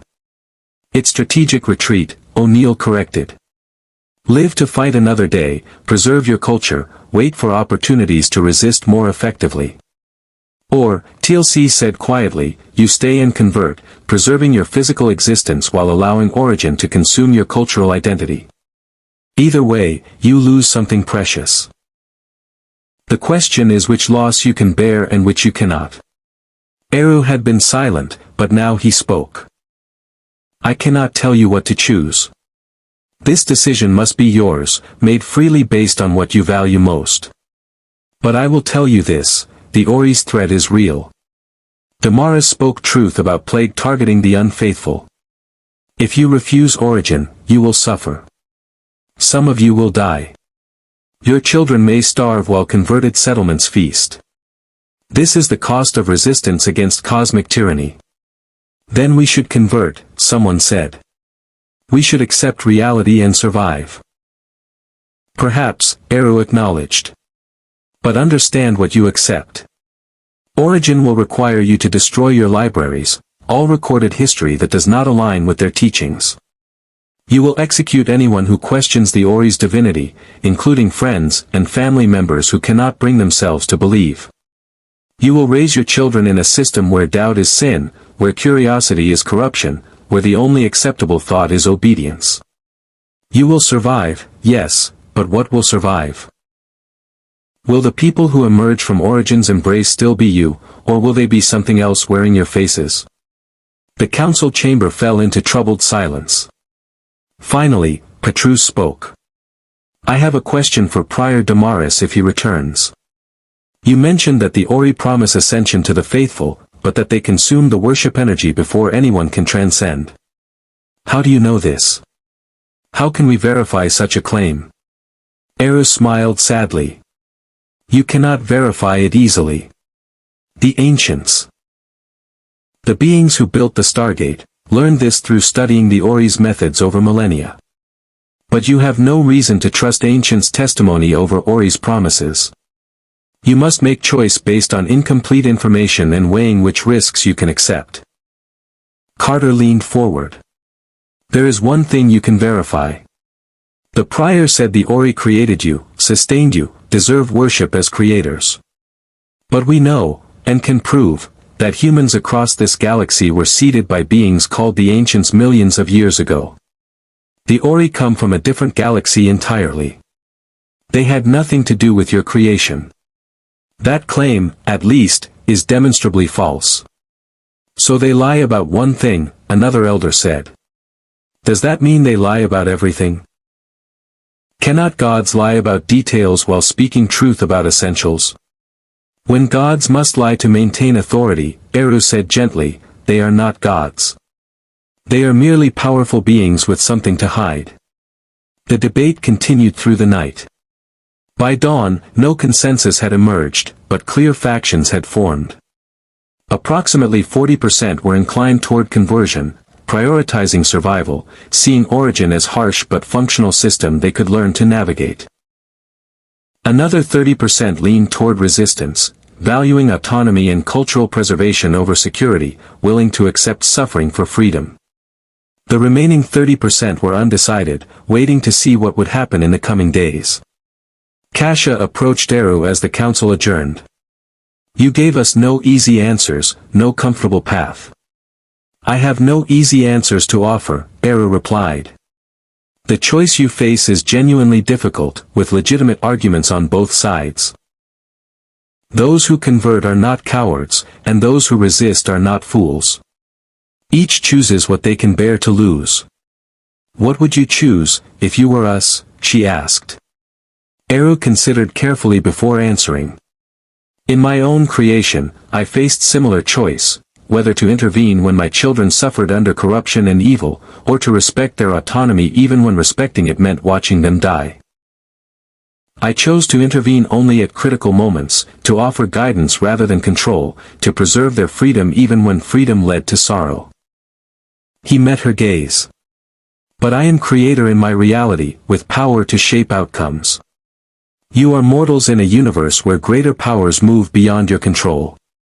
Your choice is harder than mine ever was, and I honor the courage it requires to make it. When Damaris returned on the third day, Kasha stood before him with half the village at her back, the half that had chosen resistance. Prior, she said, her voice steady despite the fear that showed in her eyes, we have considered your offer and must decline. We choose to preserve our freedom, our culture, our right to question and doubt and seek truth on our own terms. We know this choice brings consequences. We accept them. Damaris's expression was unreadable. And the others? The remaining villagers, those who had chosen conversion, stepped forward, led by one of the elders who had argued for survival over principle. We accept origin, the elder said quietly. We will study the Book of Origin, embrace its teachings, and worship the Ori as they deserve. We ask only that you spare those who refuse, they are our friends, our family, our community. Surely the Ori's mercy extends to. The Ori's mercy extends to the faithful, Damaris interrupted. Those who reject divine truth reject divine protection. What befalls them is consequence of their choice, not punishment from the gods. He raised his staff, and power gathered around him, not the immediate violence of gold weapons, but something slower, more insidious. Those with education in biology would recognize it later as a designer plague, a biological weapon that targeted specific genetic markers while leaving others untouched, that spread through communities like wildfire but burned only the unfaithful. No, the converting elder cried. You said we had choice. You said. You have choice, Damaris said coldly. Choose origin and live. Choose blasphemy and suffer. This is freedom, the freedom to face consequences of decisions made. Eru stepped forward, placing himself between the prior and the resisting villagers. Damaris, you were human once. You remember what it meant to question, to doubt, to seek truth beyond what authority figures proclaimed. Somewhere beneath the enhancement and indoctrination, the person you were still exists. Do not do this. Do not become the instrument of tyranny you would have resisted before the Ori remade you. For a moment, a single, suspended moment, Damaris hesitated. Then he spoke, and his voice carried sorrow beneath the certainty. The person I was is gone, reborn in divine service. Hallowed are the Ori. The power released. And in the hills above, watching through scanners and binoculars, SG-1 prepared for extraction of those who would need medical attention, while the first battle of the war against the Ori began not with explosions and staff blasts but with a plague that would teach populations across the galaxy exactly what resisting the Ori cost. The plague moved through the resistant population with horrifying efficiency. Within hours, the first symptoms appeared: fever, weakness, lesions that spread across skin in patterns that seemed almost deliberate, almost designed to maximize suffering while prolonging life just long enough for victims to reconsider their choice. Dr. Janet Fraser worked frantically in the makeshift medical facility SG-1 had established in the village outskirts, but nothing in her arsenal touched the disease. Antibiotics failed. Antivirals had no effect. The plague operated on principles that seemed to violate standard biology. It knew its targets, distinguished faithful from unfaithful with supernatural precision, and resisted every treatment Earth medicine could offer. It's not natural, Fraser said, exhaustion and frustration clear in her voice as she reported to Hammond via radio. This is engineered at a level far beyond anything we can counter. The pathogen targets neural patterns associated with belief structures. It's literally reading minds at the cellular level and adjusting its virulence accordingly. If someone genuinely converts, genuinely embraces origin, the plague stops progressing. But those who resist, even those who pretend to convert while harboring doubt, it knows. It always knows. In the village, the converted population watched their resistant neighbors suffer with expressions that mixed horror, guilt, and growing conviction that they had made the right choice. Several who had initially resisted changed their minds, publicly converted, and within hours found their symptoms reversing. But Kasha and approximately 200 others held firm, even as the plague consumed their strength. Eru moved among the sick, offering what comfort he could. Not miracles, not healing, but presence. He sat with the dying, held hands of those too weak to rise, spoke quietly with those who questioned whether their choice had been worth this cost. "You could stop this," Kasha whispered from her pallet, her face covered in lesions, her breathing labored. "You claimed to be creator of another reality, to possess power beyond the Ori. You could heal us as easily as the Prior healed the crippled woman. Why don't you?"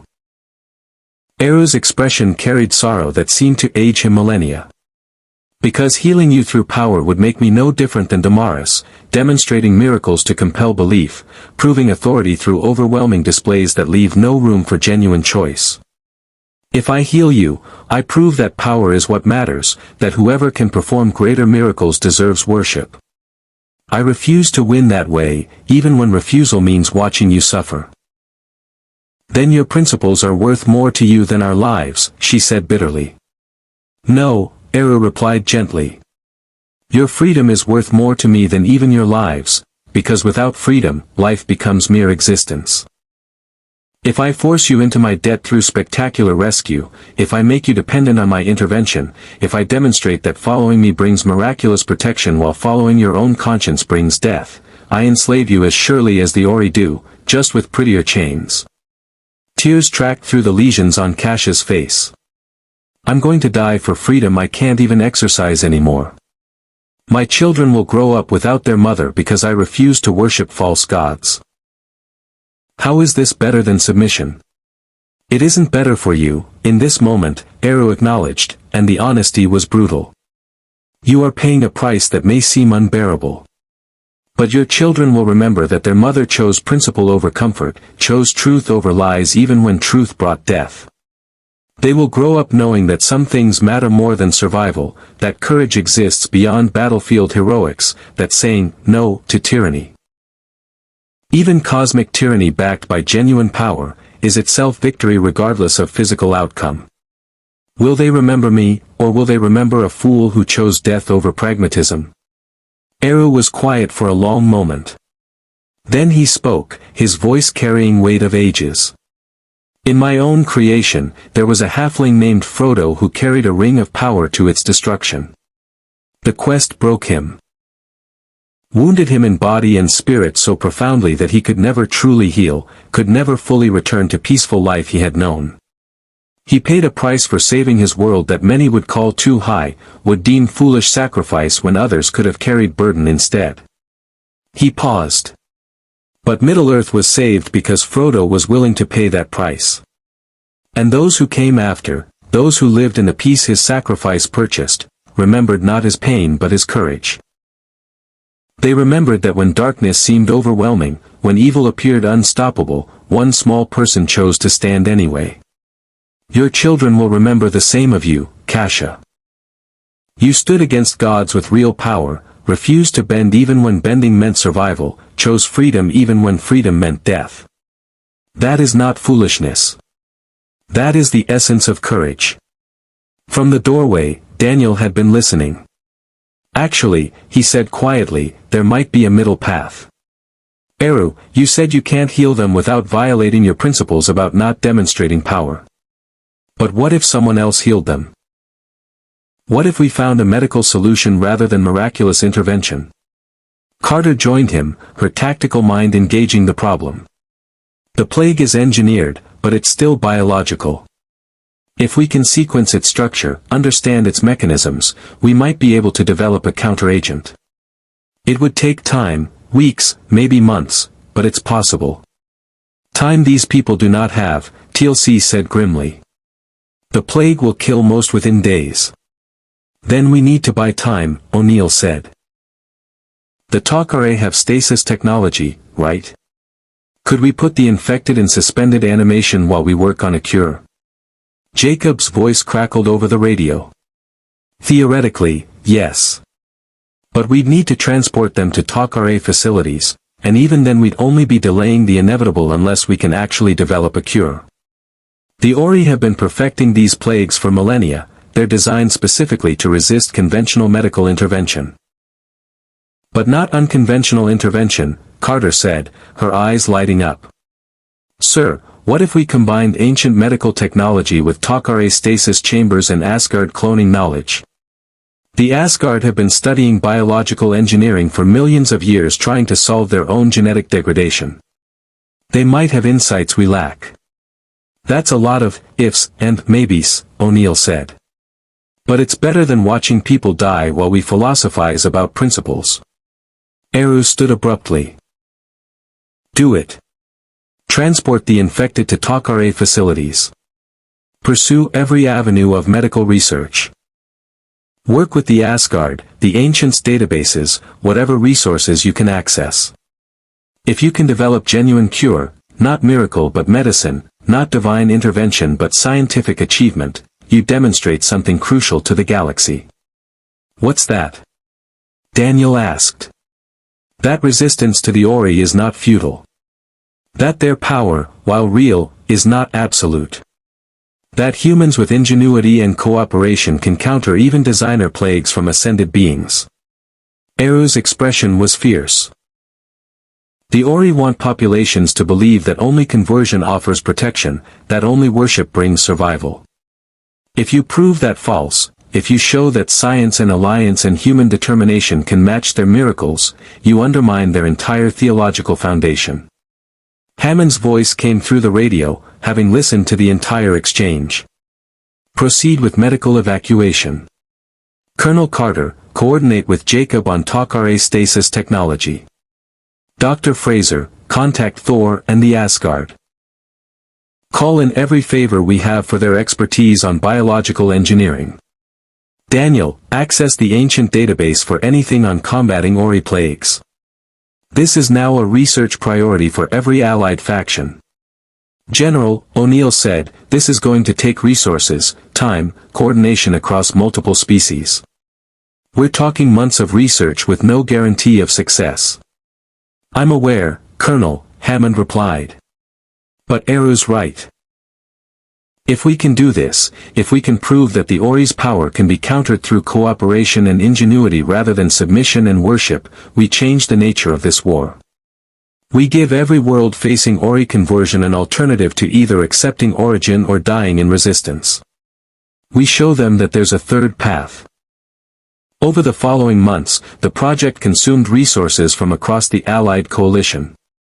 The Takare provided stasis facilities for 218 infected individuals from P8X, for 12, keeping them suspended in the moment before the plague would have killed them.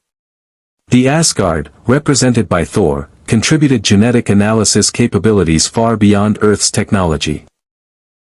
The ancient database yielded fragmentary information about the Ori's biological weapons from the war that had preceded their separation. And slowly, painstakingly, a team of scientists from Earth, Takare geneticists, and Asgard researchers began to understand the plague's mechanisms. It was Dr. Carolyn Lamb, Dr. Fraser's replacement after a mission gone wrong had taken Janet's life, who made the breakthrough. The plague doesn't just target physical biology, she explained in a briefing 3 months into the research. It's quantum entangled with neural patterns associated with belief structures. That's why it knows who has genuinely converted versus who's faking. It's reading quantum states in the brain that reflect actual conviction versus pretended faith. How do we counter quantum-level targeting? Carter asked. We don't, Thor said, his small gray form standing beside a holographic display. We cannot alter quantum mechanics. But we can introduce decoy signals that confuse the plague's targeting mechanisms. The Asgard have developed similar techniques to combat replicator nanites that adapt to specific technologies. If we can generate neural patterns that mimic genuine conversion without requiring actual belief change, essentially, quantum camouflage, the plague should lose its ability to distinguish targets. You're talking about faking faith at the quantum level? Daniel said, fascinated. Creating technology that makes the brain appear to believe something it doesn't actually believe. Precisely, Thor confirmed. It will not heal those already infected, but it will stop progression and allow conventional medicine to address the physical symptoms once the plague's supernatural targeting is neutralized. It took 2 more months to develop the technology, a combination of ancient neural interface devices, Tolkien memory manipulation techniques, and Asgard quantum signal generators. When they finally administered it to the first test subject, a Tolkien volunteer who had allowed himself to be infected with a sample of the plague, the results were remarkable. The plague's progression stopped immediately. Within hours, conventional medical treatment began to address the physical symptoms. Within days, the volunteer was recovering. They had done it. They had developed a counter to the Ori's supernatural plague using nothing but cooperation, scientific ingenuity, and refusal to accept that divine power was unstoppable. 6 months after the plague had first struck P8X-412, Kasha woke from stasis to find herself in a Tolkien medical facility, surrounded by Earth doctors, Tolkien healers, and a small grey alien who introduced himself as Thor, Supreme Commander of the Asgard fleet. "You've been in stasis for months," Dr. Lamb explained gently. "But we've developed a treatment for the Ori plague. You're going to survive." Kasha's eyes filled with tears. "The others?" "All 218 infected individuals are responding to treatment," Lamb confirmed. "You'll all make full recoveries." "But, how?"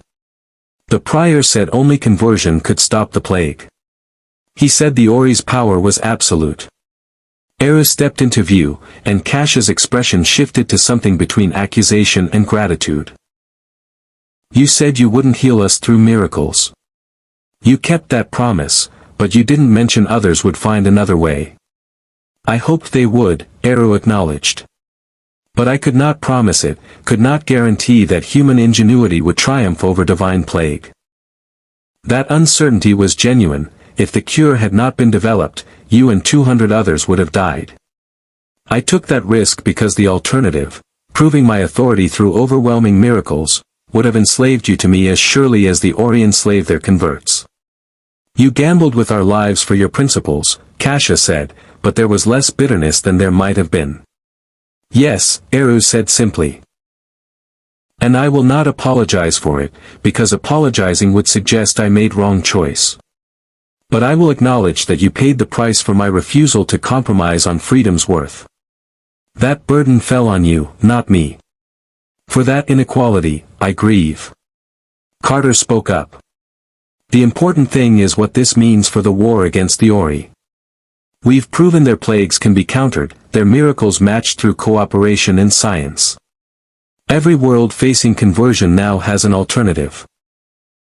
Resist, survive long enough for treatment, and maintain freedom without requiring worship or submission. The Ori will adapt," Thor cautioned. "They will develop new plagues, new pressures, new demonstrations of power. This is not final victory but opening move in long campaign. But it is a move we can build on," TLC said. "Every Jaffa who sees this treatment work, every human who survives Ori plague without converting. They become evidence that the Ori's power is not absolute, that resistance is possible. That message will spread." Kasha sat up slowly, still weak from months of stasis and illness but alive, aware, free. "What happened to our village? To those who converted?" Daniel's expression grew sad. "They live under Origin now. They've destroyed your libraries, burned records of your history, erected temples to the Ori. Those who refused to participate in the burnings were executed. The village you knew is gone, culturally if not physically. I'm sorry. And if we return?" Kasha asked. "You'd be killed as heretics," O'Neill said bluntly. "The converted don't tolerate those who abandoned Origin, even those who left before converting. You can't go home, not to the home you remember." "Then where do we go?" "We have several options," Hammond said, his holographic form appearing via communication device. "Refugee worlds protected by the Tolkien and free Jaffa. Earth itself, if you're willing to adapt to very different culture.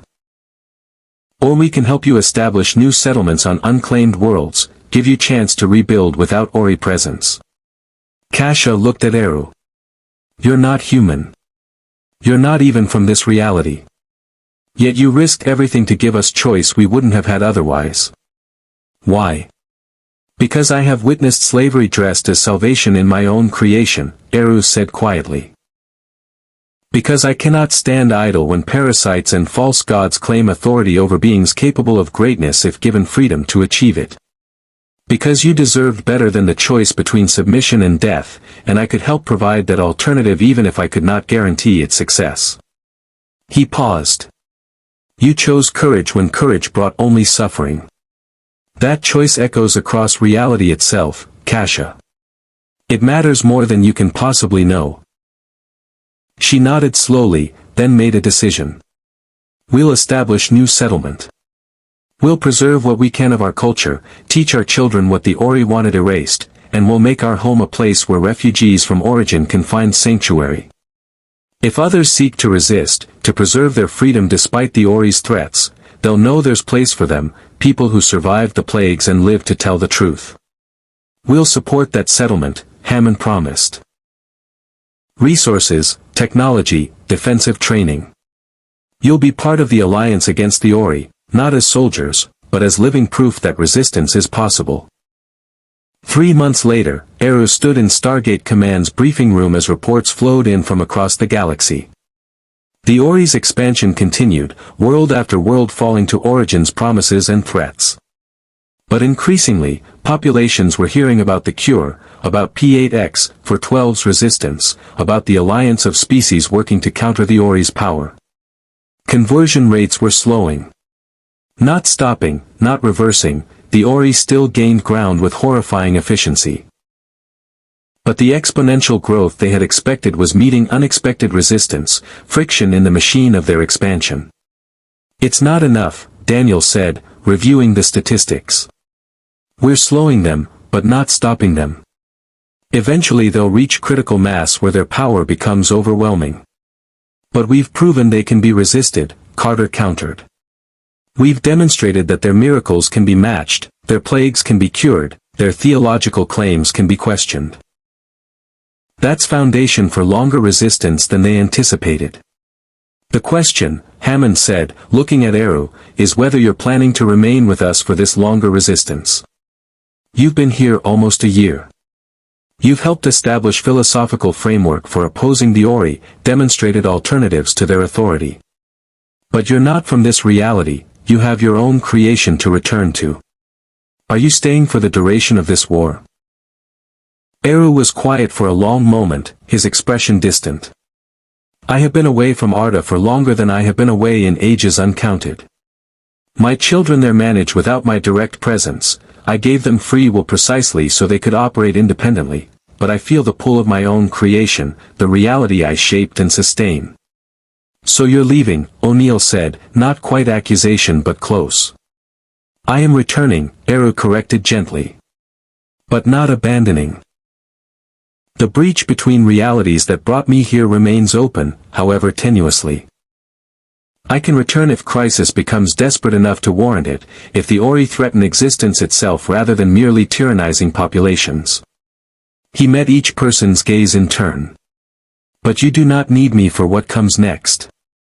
You have proven you can counter the Ori through cooperation, ingenuity, and stubborn refusal to accept that power equals authority. What you need now is not deity to fight your battles but commitment to fight them yourselves. TLC bowed his head in respect. You have taught us much, Eru Ilúvatar. The free Jaffa will remember your wisdom, your refusal to rule through power despite possessing it.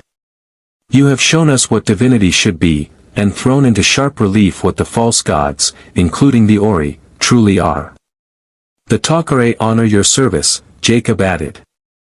You could have demonstrated power, could have competed with the Ori's miracles and established your own worship cult.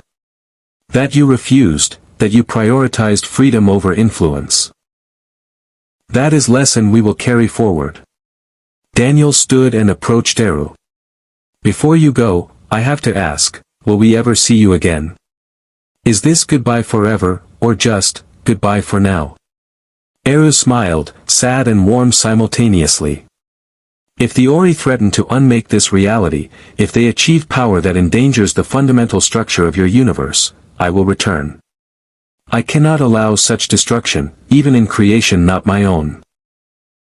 But for the struggles ahead, for the worlds that will be converted despite your efforts, for the battles won and lost in this long war, you must be sufficient unto yourselves. I have confidence that you are. He turned to O'Neill. Colonel, you once asked what a creator deity could teach you about fighting false gods. I hope the answer has proven valuable. That true authority comes not from power demonstrated but from respect earned, that genuine leadership preserves freedom rather than demanding submission. That the hard path of allowing others to make their own choices is more honorable than the easy path of compulsion. Yeah, philosophy and principles, O'Neill said gruffly. Try not to smite anyone on your way out. But his handshake was firm, his eyes showing respect he would never articulate more clearly. As Eru prepared to return through the dimensional breach, a process that involved no ceremony, no dramatic farewell, simply a choice to step from this reality back into his own. He paused at the threshold of the Stargate. One final thought, he said. The Ori believe power justifies authority, that their abilities prove their right to rule. You have demonstrated otherwise, that authority must be earned through virtue, that power without wisdom is tyranny, that even gods can be false if they claim divinity through force rather than earning it through love. He smiled. Carry that truth forward, and eventually, perhaps generations from now, perhaps centuries, it will triumph. Not because it is powerful, but because it is true. And truth, in the end, needs no miracles to validate it. He stepped through dimensions, and was gone.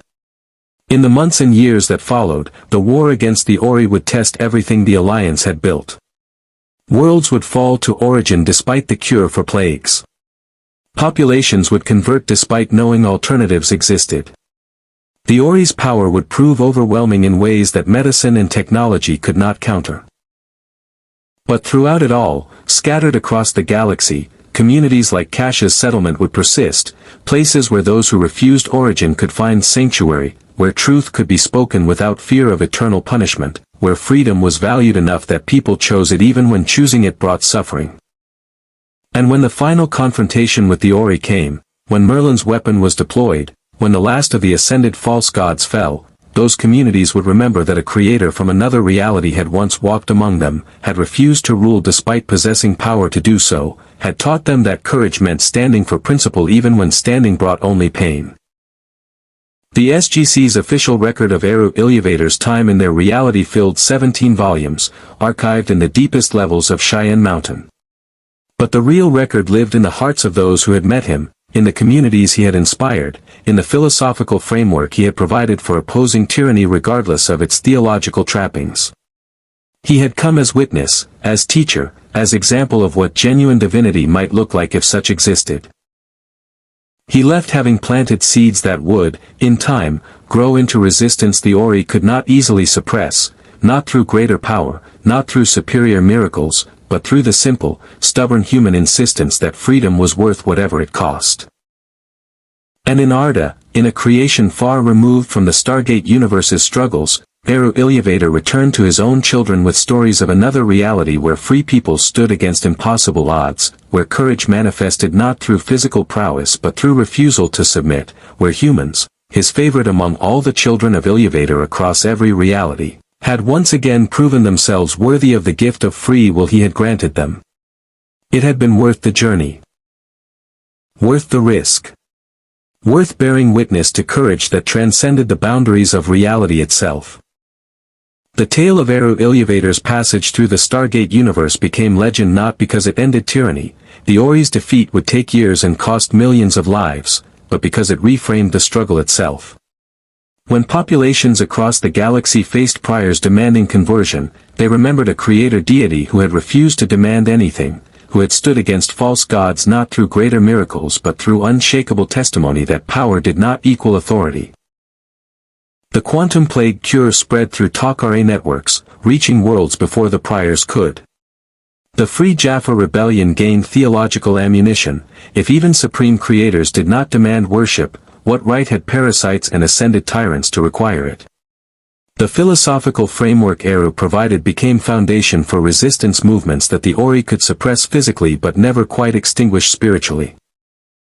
P8X-412 settlement grew into a beacon for refugees from origin, a place where cultural traditions the Ori had tried to erase were preserved and taught to new generations.